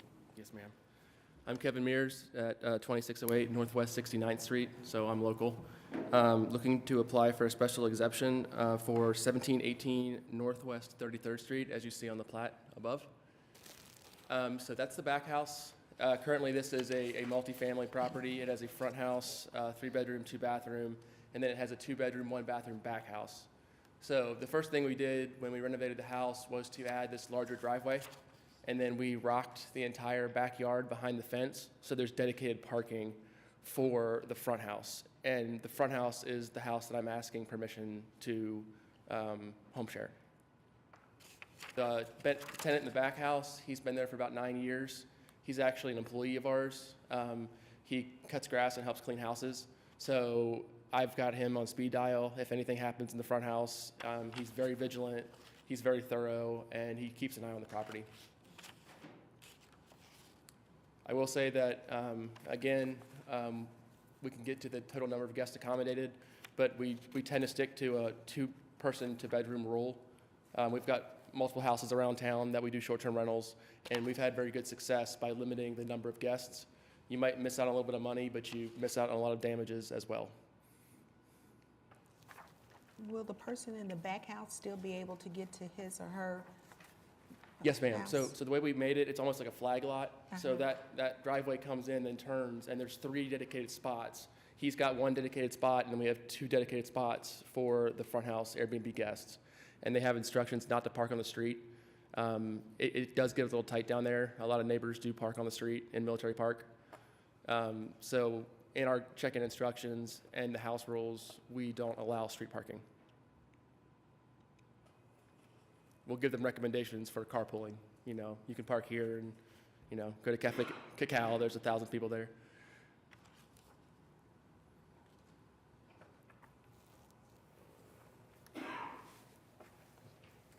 So, Anything else from the board? No. Let's see, this, I don't have anybody signed up to speak on this one. Does anybody want to address? Ready for a motion? Motion to approve case number 15250 for the purposes of statutory requirements for a special exception for a period of 1 year. would it be possible to get, not to interrupt the procedure, but would it be possible to get a 2-year, considering that we've been on Airbnb for 5 years, we're local, we have a full-time staff, Reed Pumphrey's here, he's our operations manager, we have 16 full-time cleaners that work just for us, we've got a full-time communications person. I mean, we're very on the ball when it comes to making sure that our properties are maintained the way that we want them to be maintained, and we are one of the only people in town that have as many as we do, and we're still super hosts on Airbnb, which is extremely hard to do once you have more than a couple properties. So, you know, if you would consider it, I would appreciate it. Just to kind of give you a little bit of thinking to my mindset is each home is separate and distinct. Yes, sir. So it's good to hear feedback after a year, kind of see how the community itself reacts to the Airbnb being in their neighborhood. And I can understand that. That's kind of why I do 1 year. I won't speak for my fellow board members. So. Okay. Did we get a second on this one? Cast your votes.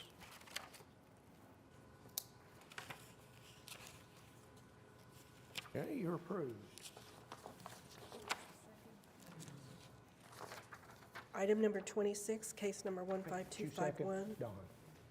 Application of Kevin Mears for home sharing at 11404 Leaning Elm Road. Ms. Lakin, I would actually like to retract this one. The house has been sold. So I submitted it prior, we got a good offer on it, and then I wasn't sure if it was gonna close, and it just closed today. So, Oh, okay. sorry for the late to the party, but if we could take that one off. So you want to withdraw this one? Yes, sir. Okay. I just didn't want to do it until I was sure that we were gonna Gotcha. close, and then get stuck with nothing. Congratulations. Item number 27, case number home sharing at 5423 Brookhaven Place. Yes, ma'am. Again, Kevin Mears at 2608 Northwest 69th Street. 5423 Brookhaven Place is located in kind of the traditional Brookhaven neighborhood. It's on the end of the cul-de-sac, as you can see right there. There aren't too many, at least to my knowledge, at least registered short-term rentals in this area. When we purchased the house, we knew parking was going to be our biggest concern. If you've been through Brookhaven, it's, you know, you're weaving around cars. Almost everybody parks in the street, but we don't allow our guests to. We also have exchanged numbers with the neighbors on all 3 sides of the property, and they're very vigilant about if somebody does come back and park in the street, they call us and we get them to move. There is parking, sufficient parking for 5 cars on the property without going on the street, including the garage. Anything above and beyond that, we don't allow.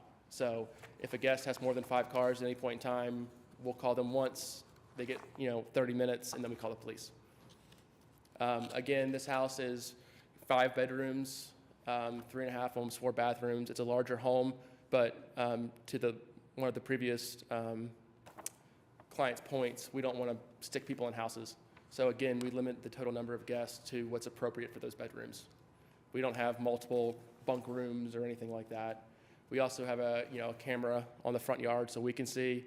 And the backyard's very small, high fenced, private, and we have quiet hours posted in our check-in instructions and also in the actual binder when you enter the property that has all the information, the Wi-Fi. It also has details as far as check-in, check-out, and we limit it from 10 a.m. or 10 p.m. until 8 a.m.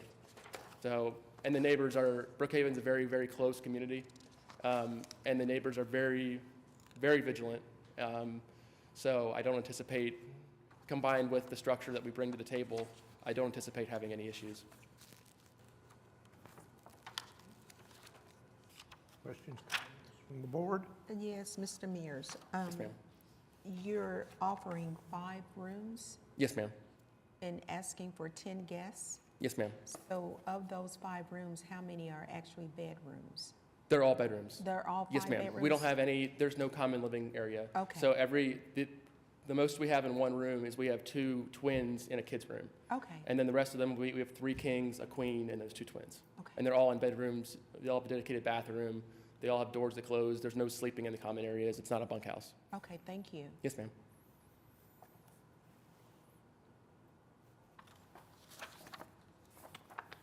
Okay, anything else from the board? I don't have anybody signed up on this one either. Does anybody want to address us? Okay, I think we're ready for a motion. Motion to approve case number 15252 for the purposes that it meets the statutory requirements for a special exception for a period of 1 year. I second. Thank you all.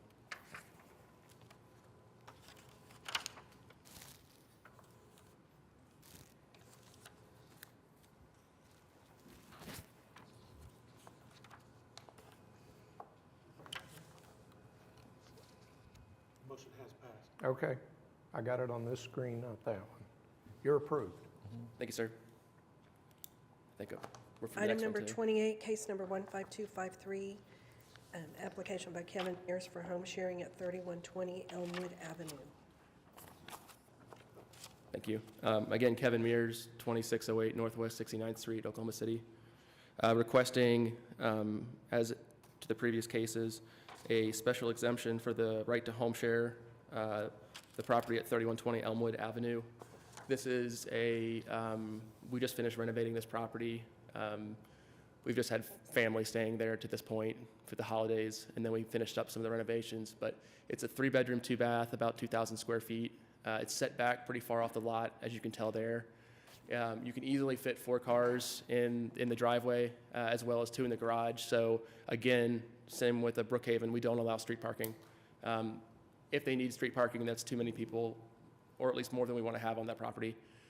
Again, accommodations are kept to, roughly the number of bedrooms. In this one, we do have a kids' room where we do have a bunk bed for kids and then like a little trundle in the corner. It's almost like a little play bed for like an infant. And the other 2 beds are kings. Fully fenced in backyard, totally private. The next door neighbor plays his drums very, very loudly, so I don't anticipate anyone else in the neighborhood would have an issue with this property. And again, I live a half mile away on 69th Street, so I drive past this 5-6 times a week on top of, Reed and the cleaners and our staff.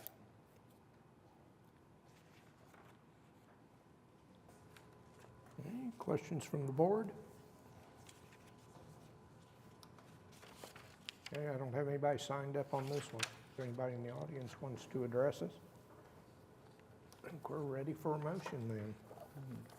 Motion to approve case number 15253 for the purposes that it meets the statutory requirements for a special exception for a period of 1 year. I'll second.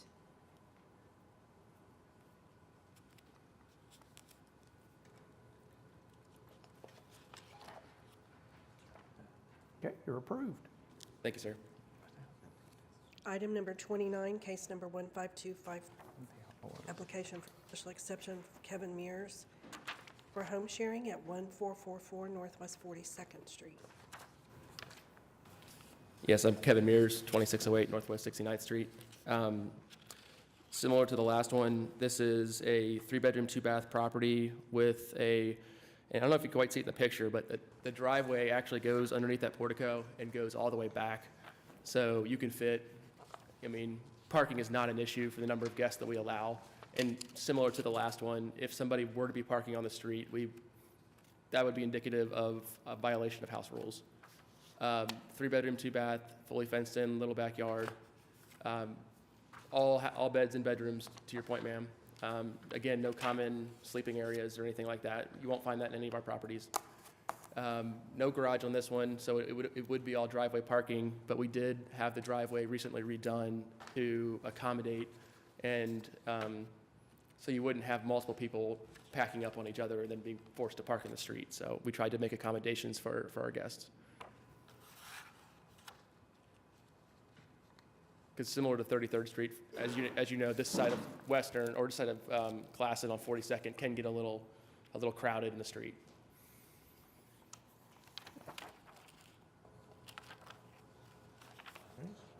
Anything from board? Nobody signed up to speak on this one. Does anybody want to address us on this application? Hey, we're ready for a motion.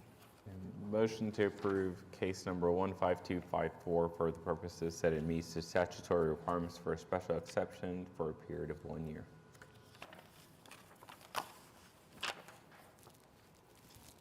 I'll second.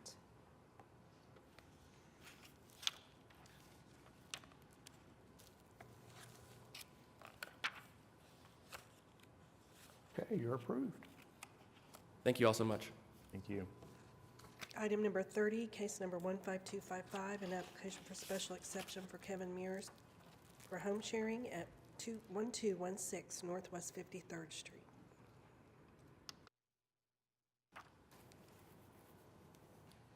Hi, Mary Burns, 4201 Ruby Avenue, Yukon, Oklahoma. I do also have, I am applying for the code sharing for one of my property. I actually have two today, so. And Kevin is an exceptional management, Airbnb management, so he does all my management, superhost, what they call it. He is very strict on rules for all the guests and do honor neighbors. You know, if there's something that happened, they're all been happy so far. Kevin? Again, Kevin Mears, 2608 Northwest 69th Street.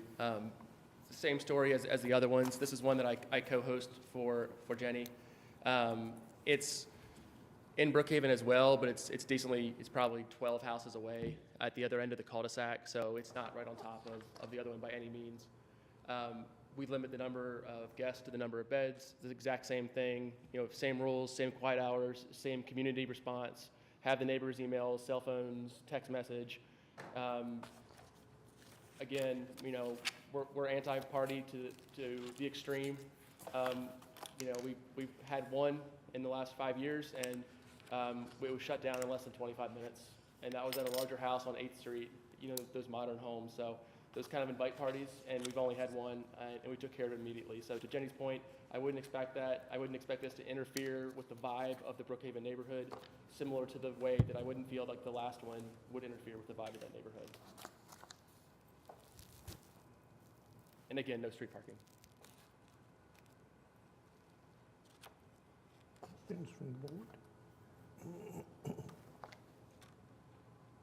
Okay, nobody signed up to speak on this one. Does anybody want to address this application? I think we're ready for a motion then. Motion to approve case number 15255 for the purposes that it meets the statutory requirements for a special exception for a period of 1 year. I'll second. Motion and a second. Cast your votes.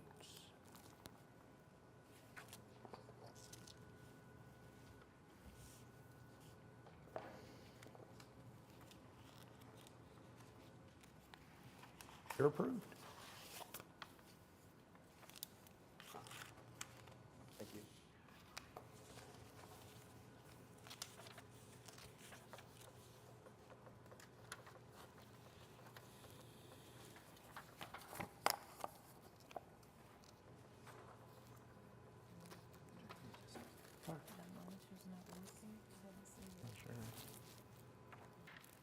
It Okay, didn't, item number but I- 31, case number saw it on 15256, application of Kevin Mears for home sharing at 1121 Northwest 55th Street.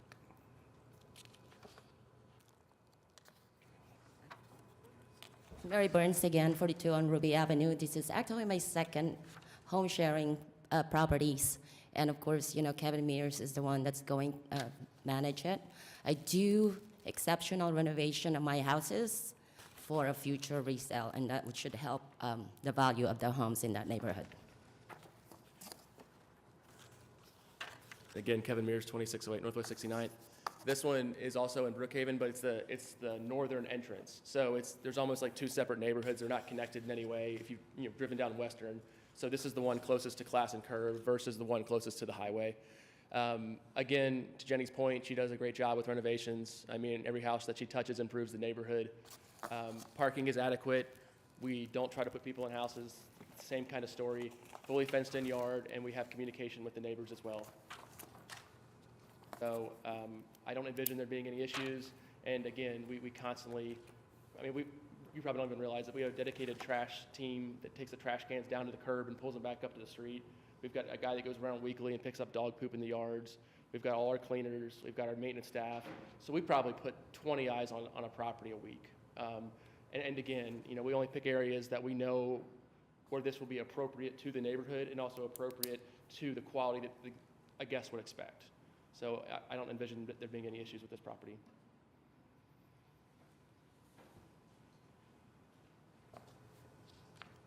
Anything from the board? And on this one, I don't have anybody signed up to speak. Does anybody want to address us? Ready for a motion? May Oh, I say I'm so? sorry. Hi, I'm Sarah Welch, I'm staff.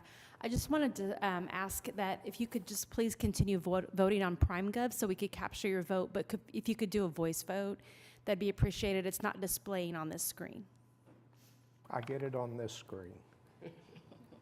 But Yes, we do want you to please keep recording that. That helps us, but if you could do a voice vote until we Okay. have this display issue figured out, that'd be awesome. All right. Motion to approve case number 15256 for a period of 1 year for the purposes that it meets the statutory requirements for a special exception. I'll second.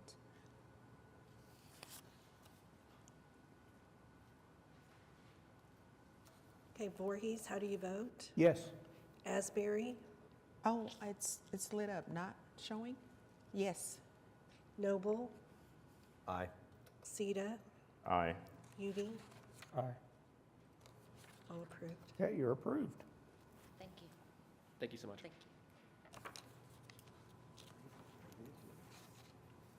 Item number 32, case number 15257, special exception of Kevin Mears to allow home sharing at 1121 Northwest 48.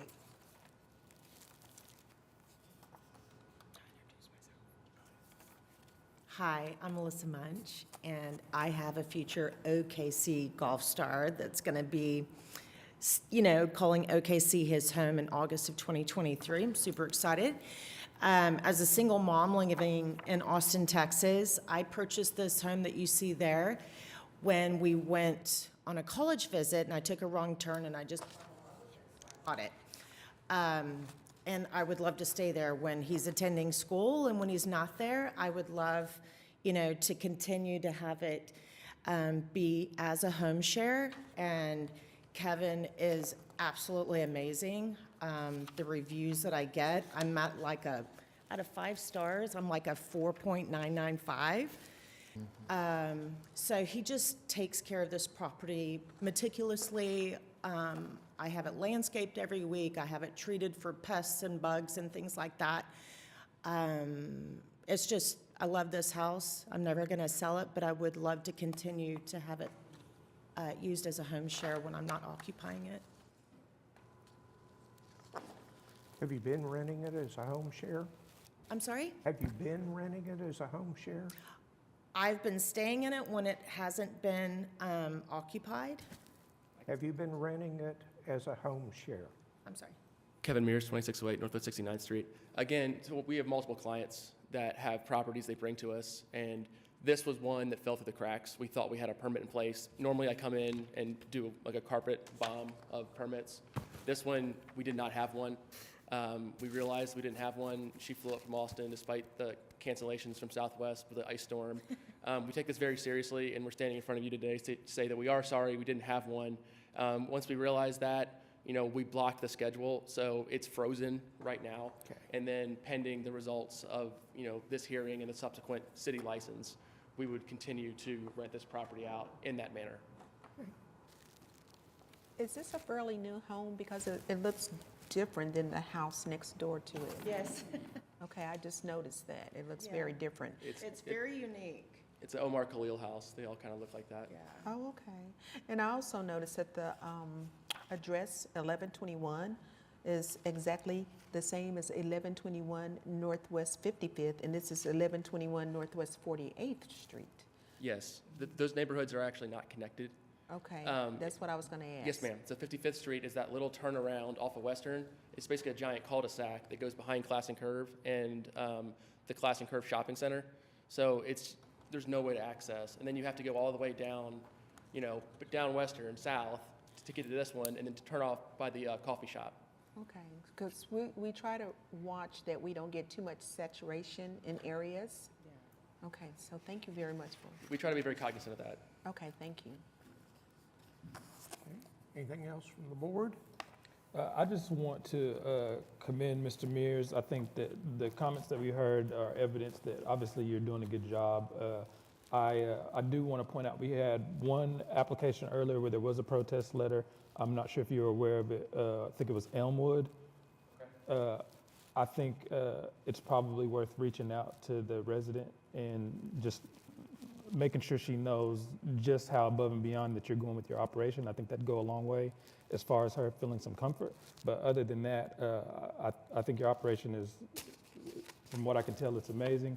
And I look forward to renewal applications where we could probably grant you longer time. Okay. Is there anything else from the board? I do have someone signed up on this one to speak, Madeline Benham. First, I want to apologize for making a mistake on that paper I filled out. My address is 2112 Northwest 19th, and I wrote 1144 Northwest 48th, which is the property I own, but I don't live in it. It's leased out on a 2-year lease. I bought that house in 1995, gutted it, redid everything in the house, and moved in and lived in it for several years, and it's still very dear to my heart. Many of my friends live on that block, and in fact, I'm speaking for 3 households today. All of us oppose the Airbnb that you are proposing. One of the reasons is we have a terrible shortage of actual rental housing in this city. When I came to this city in the 1970s and began my life, I was able to rent a house and work a job and go to school at night and make a life for myself. Can't do that now. The last time I had a look, the rental prices are just extraordinary. And part of the reason that the prices are so high is that we have such a low number of houses available. And one of the reasons we have such a low number of houses available is because they're all being turned into these short-term rentals because it makes more money. It's also really handy for out-of-state money because if you live in Texas, there is no income tax.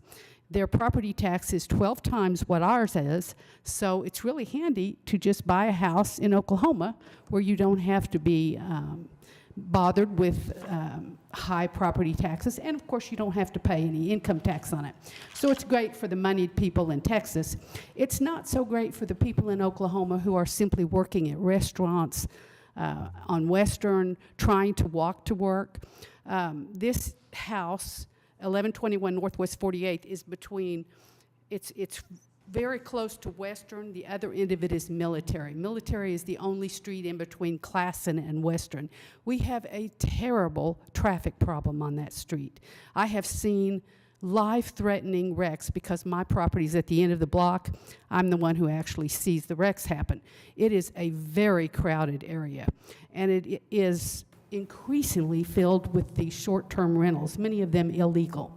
And two of my neighbors approached me and asked me if I would come and speak today against this. We would really like to have a real city with people living in real neighborhoods. The last time I offered my property for rent, I had 72 inquiries in 24 hours. I typically get 6. And the price of that property is incredibly high, in my opinion. It's $975 for a 2-1. That's a very high price, but even so, I had people literally crying, begging me to rent that house to them. Every single one of the 72 applicants tried to make an appointment to view that property. People are desperate for places to live, and we are giving our properties away to out-of-state owners who are making lots of money on it. I'm sure they're doing a good job running it. I'm sure it's great. But the fact is, there are people in our city who cannot rent a place and go to work. That property is located within walking distance of many businesses where people work. The people who were applying for it, several of them actually did work in local places. It's also very close to the bus line. And there are people in this world who cannot afford $40,000 vehicles. And so I guess I'm just saying to you, I'm here today to speak up for the people who are not wealthy property owners, often from out of state, that actually need a place to live. And I'd like for you to consider not granting this. Thank you. All right. Can I Your turn kindly, again. and you know what? I totally hear what you're saying. I've been a single mom since '07. My husband left me when my son was 10 months old. I've raised my son. He's going to be attending college here, and I don't mean to be emotional because, you know, my plans for this beautiful home that's on 48th, and I didn't come from money, and I understand. I mean, I've had to work very hard for everything that I have, and preparing a life for my son, who's going to be attending OKC in the fall and playing on the golf team. My intention for that property is after he spends his first freshman year in the dorm, because he has to, then that's going to be Alex's home while he's in college. And if there's any way that I can have and help mitigate my expenses for that property, I mean, I would love to be able to do that. May I just mention that I think you brought, I checked the property records and it was sold in, I think it was 2019 for $63,000, and then the next price was $383,500. So this house is not at all like the other houses in the neighborhood. There's one other house, another tall, skinny, on this block. What's happening is what's happening in a lot of neighborhoods and a lot of cities. A lot of cities. It's not just us. New Orleans has such a problem that they have stopped allowing the issuing of Airbnb licenses, these home sharing licenses, because it's hurting their tax base so much, and also it's making it impossible for their workers to find a place to live. This isn't something that you did. This is something that is happening in our nation, and I would like, on behalf of my neighbors and myself, to ask that it stop here and that we actually allow ordinary people to have ordinary houses. These are just, before this, the house was torn down and the great big new one was built, these are 2-bedroom, 1-bath houses, sometimes 3, mostly 3-1s. Very rarely is there a 3-2. My little house on that block isn't even 1,000 square feet. That's what people can afford. There are people who aren't wealthy. And there are people who just need a place to live. I'm just trying to speak up for those people today. Thank you.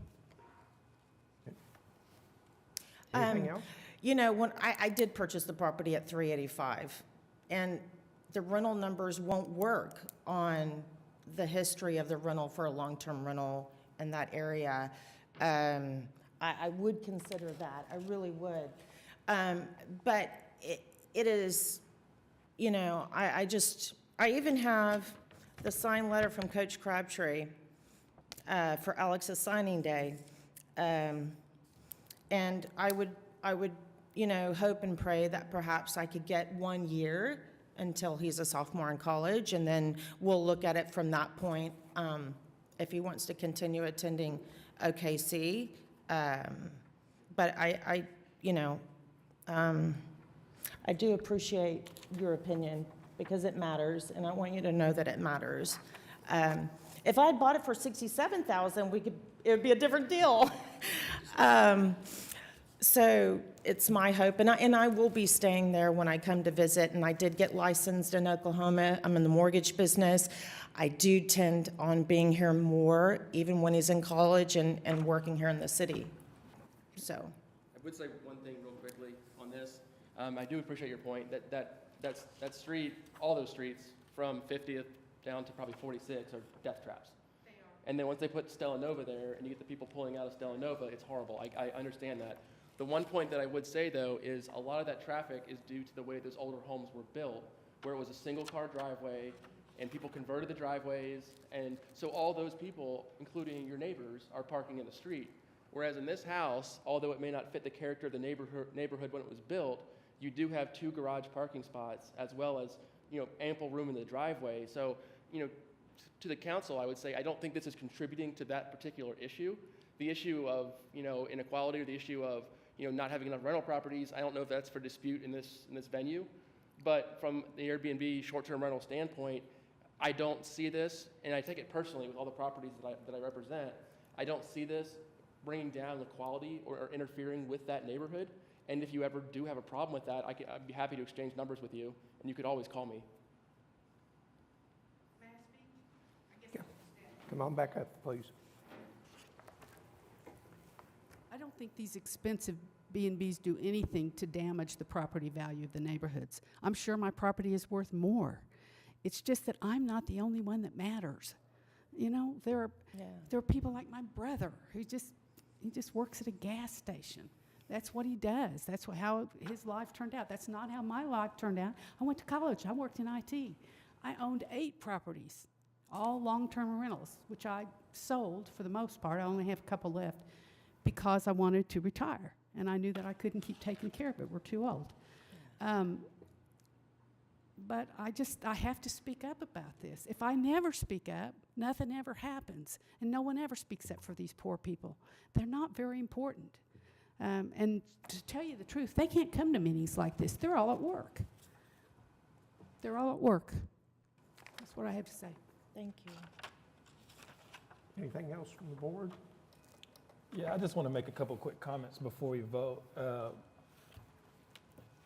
My vote is going to be to approve the application, but I want to go on record and state that the concerns you brought up are very valid.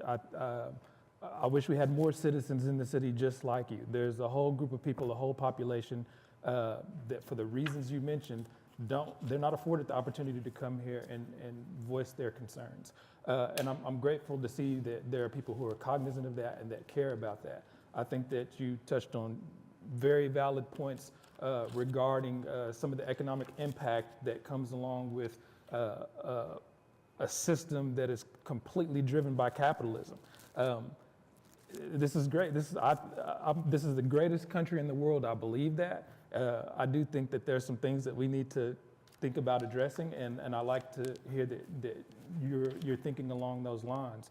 And my main reason for voting to approve this application is personally, I think that what we're given as far as criteria to consider, I'd have a hard time justifying expanding the scope into those areas. While I agree with you, I'd have a hard time expanding the scope of my consideration to those areas to vote it down. So I just wanted to say that, and also again commend you for the thought that you have towards other citizens. Okay, there wasn't anybody else that signed up to speak. Anybody want to address the board on this application? I think we're ready for a motion. I will say, I have a freshman in college, and I'm also currently under contract to purchase a long-term rental, for the purposes that he can live in it for the future.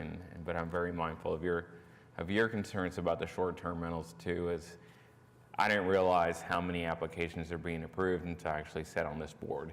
And so as a person who owns long-term rentals, I really like that aspect of providing some sort of housing for those that need it. So definitely want to be mindful of your concerns and appreciate your thoughts today.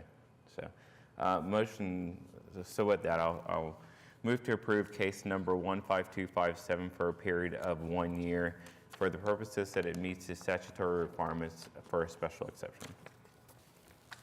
Thank you. I'll second. Okay, we got a motion and a second. You still want to do a voice vote? Okay. You're approved. Thank you very much. Thank you.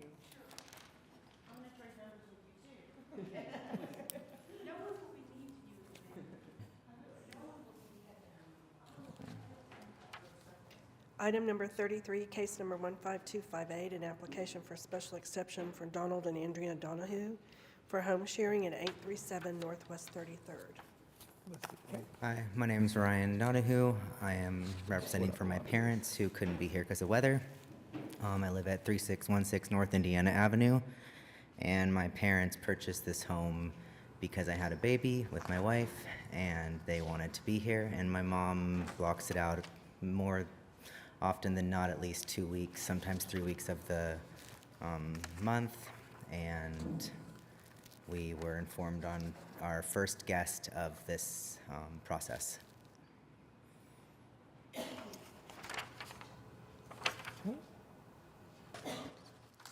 And my father's a contractor who's been making a lot of improvements to the home.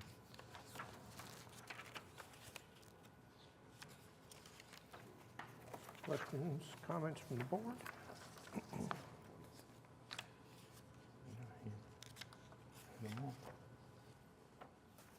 Nobody signed up to speak on this one. Is there anybody in the audience wants to address us? I think we're ready for a motion. All right. Appreciate the 1 year, very concise application, makes it a lot easier. Motion to approve case number 15258 for the purposes that it meets the statutory requirements for a special exception. I second, and congratulations on the birth of your child. Okay, motion and a second.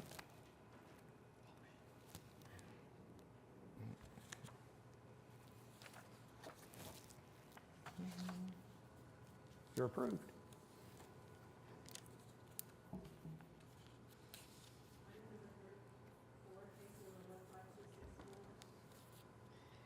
Application for special exception of Jim Green to allow home sharing at 6601 North. Hi, I'm Jana Copps. I'm here to represent Jimmy Green. He is unable to attend today.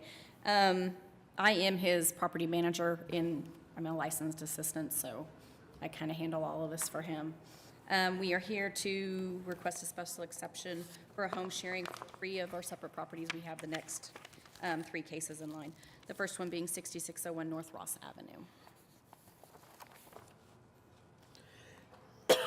Excuse me. It is a 3-bed, 2-bath. We are offering it up to 6 guests.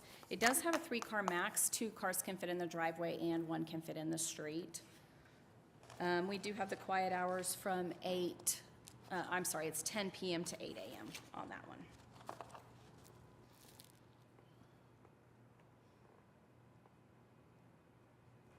Excuse me, you said you have the next 3, which I noticed you did. Are there any other properties that Mr. Green owns currently that's being used as Airbnbs or rentals? We have 2 in OKC already that are approved. They 4612 Northwest 49th and 2841 Cambridge. Those were approved on 2 meetings ago. I don't think you guys had a January one.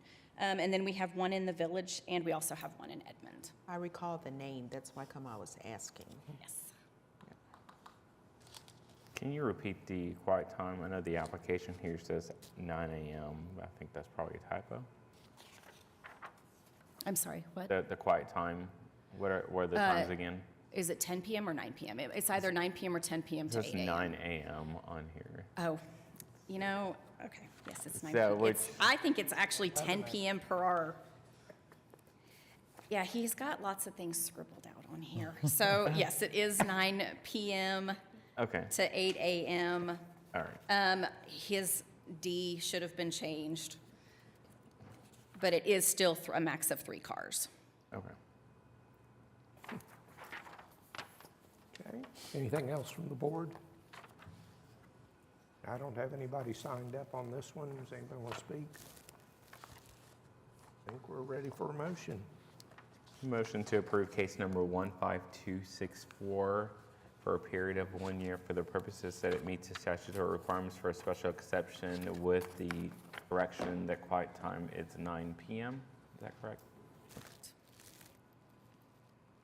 I'll second. Okay, got a motion and a second. Cast your votes. You're approved. Awesome, thank you.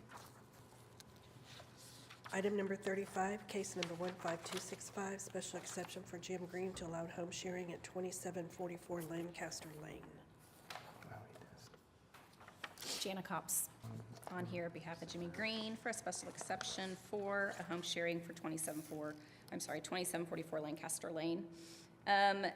We did do a knock around this neighborhood, and we did have one neighbor that was opposed to it. She believed that, I believe she may have sent in a letter, Linda Jan McGowan at 2749 Lancaster Lane. He did leave his phone number there in case she needed to get a hold of him. She said that the property was bringing down her property value, and she was upset at the fact we had a dumpster out front, but it was a burn house. When we purchased it, had a giant dumpster out front in the driveway while we remodeled the entire inside, and that has since been removed. It is a 3-bed, 2-bath, 6-guest max. It does have enough room in the driveway for 2 cars, and then one can also park in the street there too.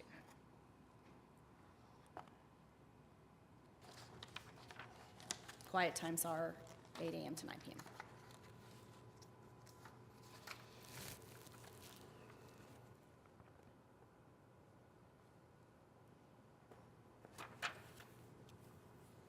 Comments, questions from the board? Nobody signed up to speak on this one. I guess we're ready for a motion.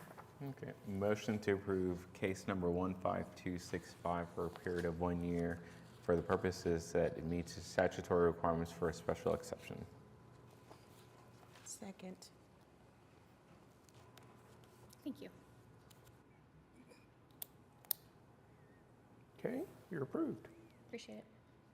Item number 36, case number 15266, special exception for Jim Green to allow 2708 Northwest 11th Street.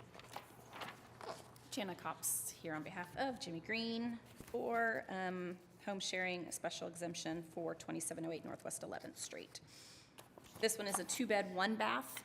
It does have a long enough driveway to accommodate more cars than the 2, but we're only doing a 4-guest max, so you shouldn't need more than 2 cars there.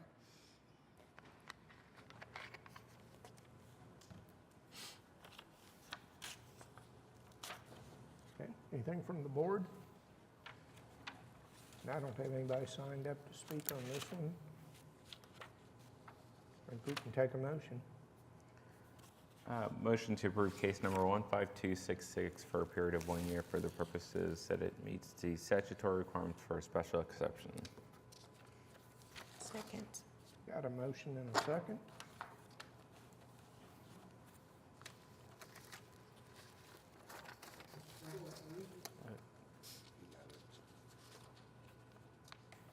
Appreciate it. Approved. Thank you guys so much. Item number 37, case number 15277, application for special exception for Jeremy Howell on behalf of Alex Hickman, MH Homes, to allow home sharing 2124 North Lottie Avenue. So I'm Jeremy Howe, represent Alex Hickman, and I want to acknowledge I'm also doing this in the opposite order. We opened this up in November, and then got a little sticker on the door saying we need a license, so we applied, and here we are. And so it's a 3-bed, 1.5 bathroom. It's got a very long driveway, It was a meth house that they fully remodeled it and gutted the whole entire thing. And, you know, we're applying for a home sharing license. And I want to ask you guys a question too. He's wanting to invest in probably 10 more properties over this next year. And so what will be the proper process before I actually started it and he bought it to make sure that it'd be okay to do it with you guys? Like, what would be the correct order in doing that? Does that make sense? Like, before he buys a property, who would I call to say if he purchases his property, would it be okay to put a home share here? Like, I don't want to have him waste money on any properties, and so I'm just trying to find out I want to do things right. Are you wanting to if I understand you correctly, you're wanting to seek approval on a property before you make the investment in the property? Or what should I do? He's wanting to buy 10 more properties this year, himself and some of his investors, and have me manage all of them for him. And so I'm just trying to find out for him, because I'm new to this home sharing thing. It's my first one. I'm not new to Airbnb, but I'm new to this home sharing thing. I want to do things right and get the license for this house first. And then as we go forward, you know, keep getting the rest of them. But I don't want to buy a house and then get declined because I didn't do it in the right order, if that makes sense. You can check with staff, but they're not going to give you a pre-approval. Yeah, I know that, yeah. But they could say this is probably a not flooded area, maybe like that, okay. Well, I've got a question for council. If we approve, if somebody brings an application, and I'm sure staff has a process where they need permission from the current property owner or something like that, but if they bring an application and we make an approval, that runs with the property, not the owner, correct? It runs with the property, but it sounds like what he's describing is kind of a preemptive inquiry so that he can see whether that area is appropriate or the house itself Yes, ma'am, is just to make sure that area appropriate. makes sense for a short-term rental. And so he would speak with staff, either Cindy Lakin or Sarah Welch, and Sarah is on the pew there, and she would be happy to visit with you. Okay, awesome. So it's almost as if you're looking to purchase a property, maybe have the seller put in for the application and then just have that exception transfer, stay with the land. But even that, as I mentioned with the other one, that starts his clock once the approval Right. occurs. If he's only going to get a year. Right, no, and that's By the time he true, closes on the but if there's any property. concern as to whether or not you're going to purchase a property and then be denied, that may be a way to kind of have that ease. Staff couldn't guarantee what you guys are going to do. Right. Yeah. But they could say, these are the rules. And so look at these code provisions to see if you think you meet these code provisions. And then even, you know, you might have other reasons that you say no to that application, but at least you'd be able to look at the code, and Ms. Welch can give you that information. That works. If you get in touch with her. Thank you. Yeah, each one we treat as unique and individual. Yes, sir. And even though we went through a bunch today and so far approvals, we've turned down I believe that, yes, sir, yeah. several. Okay. So, no guarantees. Yeah, absolutely. Okay? All right. Does anybody have any questions on this one? Comments? Nobody signed up to speak? I think we're ready for a motion. Okay, motion to approve case number 15277 for a period of 1 year for the purposes that it meets the statutory requirements for a special exception. I'll second. Cast your votes. Okay, you're approved. Item number 38, case number 15160, an application for special exception of Benjamin Sherman on behalf of Pathway Strategies to allow home sharing at 5217 Foster Drive.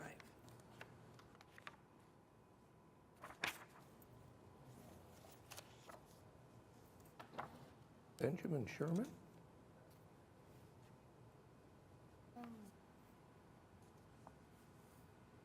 Must not be here. There's only one gentleman left. You want to continue this to next so he doesn't lose his money and his... Yes, we In can line. continue till March 2nd. You need a motion? Yes. I move that we move case number 15160 to March 2nd.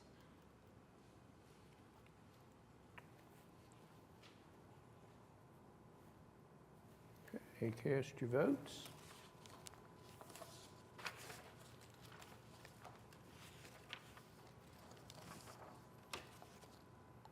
And item 39 was deferred till March 2nd also. Okay. Next item on my agenda is to elect a vice chair. I can't make a nomination, can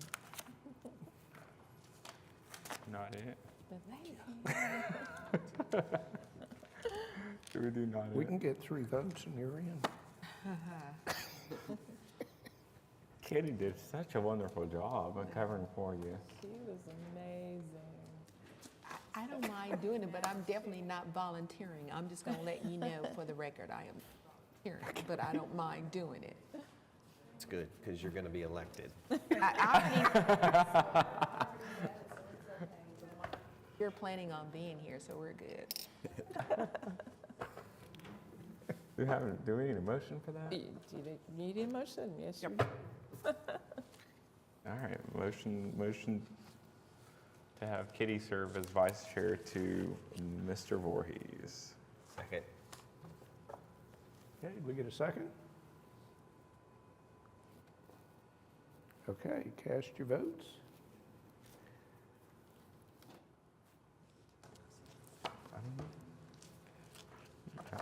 Not it. You didn't vote for yourself. Didn't make any difference. I knew how it was going to come out. All right. I abstained from voting for myself. Oh, All that's right, we got a funny. couple of folks standing in the back. I'm helping them. Thank you. Okay. They can be citizens to be heard if they want. I have no board committees. Anybody need to make a comment?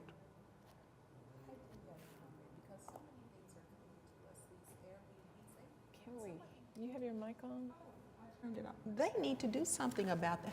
Who do we talk to about that? Because honestly, the concerns were very legit about so many that are coming before this board. Council, your council person. Is that who it here. is? Yes. Okay, I will definitely do that, because this is, in my opinion, Because it's just getting an out of. ordinance, so if they determine that the ordinance was no longer appropriate, Well, and maybe they need to start looking at maybe putting a cap on the numbers that are in neighborhoods, you know, because when you see 3 and 5 that are in that, on the same block, some next door to each other, and like the lady was saying, it's keeping people from purchasing homes, and it has raised the cost of rental up so high right now, because you can make so much money on these. And I don't want to take anybody's living away from them, but I can see the burden that it's bringing on a lot of people. look at the criteria in the ordinance, and if any of you have any suggestions. I'm going to look at that and see. And it's in your staff report multiple times. Well, and so one of the questions that we talked, or one of the things we talked about last meeting was if we've got a preset guidelines for each application, that those can be basically approved or at least put under one motion. I don't know if that is possible or not. For the administrative approval? Yes, Consent for the- docket, like a consent Yeah. docket is. Yeah. Yeah, and that way, if, because most of these that we had today probably would have fallen, like Mr. Mears, or Myers, I forget what his name was, but I mean, Years, yeah. 2 people per room, quiet hours, 1 year, like those I feel like on any application 1 year, I feel like those are like automatic qualifiers that I'm like, okay, we're good. Let's take a look to see as to your first year. So, You would still have citizens who Who would could wanna- speak and right. who could oppose if they chose. right. And we can pull those We're all off of group, right, the consent docket. right. We do that already. So, I don't know if that But is a it's something that- possibility, but I think that I do like that idea. I don't know if It's who would something- investigate that possibility. I'd also like to see if we could get a map of active licensed home sharing, so we know what the density is. We've had that before, little dots that show concentrations in 'Cause various areas. I have this feeling that people come in, a lot of people come in and they apply for it, and we give them 1 year, and they don't come back because it doesn't work. And just to see what the actual density of where they are would help. I can visit with Sarah and Cindy after, and we'll get something together for you. Mainly them.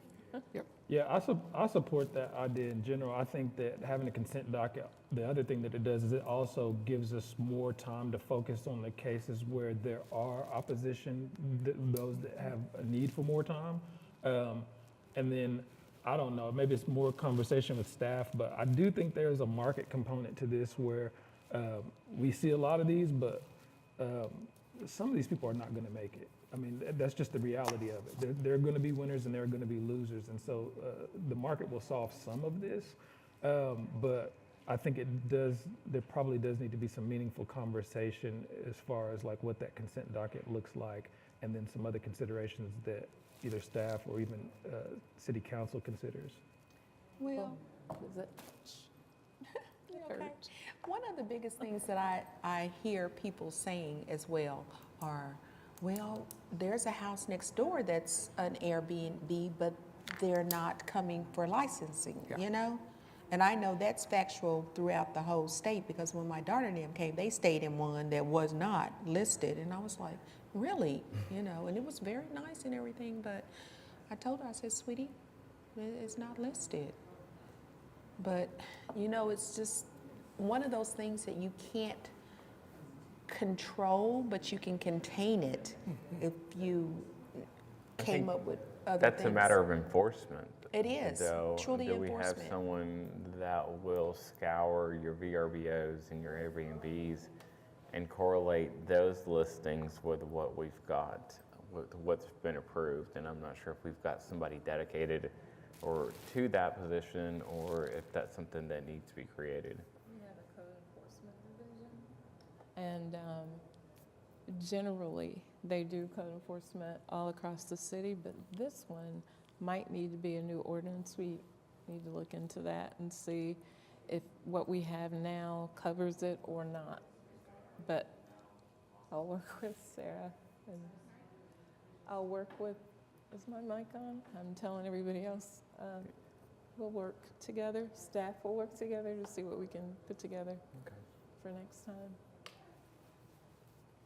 And if it does fall under code enforcement, they rely a lot on citizens reporting. And so that would be something that we could share when people come in that are opposed or say that. It's just like, there's an online tool, there's a portal where you can go in and you can say, hey, there's an unregistered Airbnb operating in my neighborhood, and then code enforcement can deal with it then.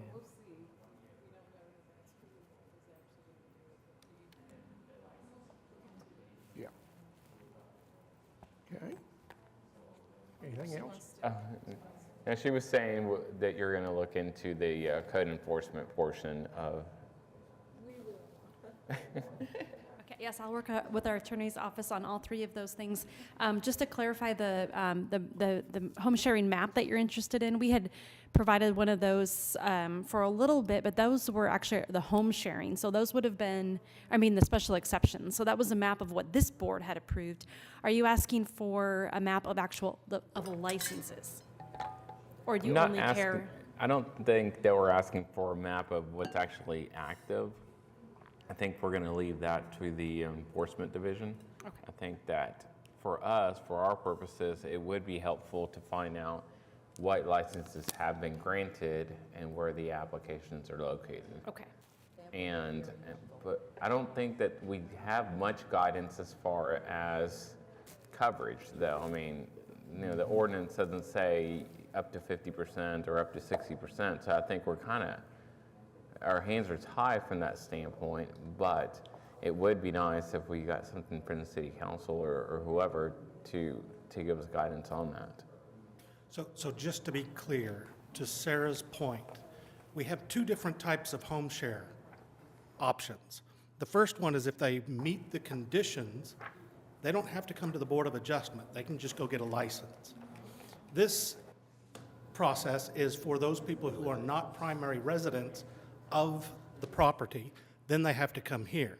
So what Sarah is asking you is, are you wanting to see all home shares or just the special exception home shares? I think special exceptions, Yeah, right? thank you for clarifying that. Yeah, thank you.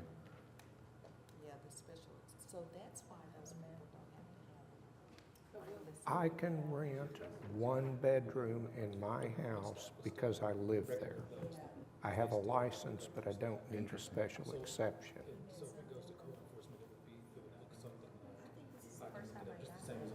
Yeah. It's weird. It's very rampant, though. I don't like that. So many shit's coming before the board. It takes up more of our time to do things. Yeah. So, okay. No citizens to be heard unless you guys want to speak. I guess she's working with Cindy. Okay, I don't have any other business. Call it adjourned. All right, I'm good with that. Thank you for your votes. You're welcome.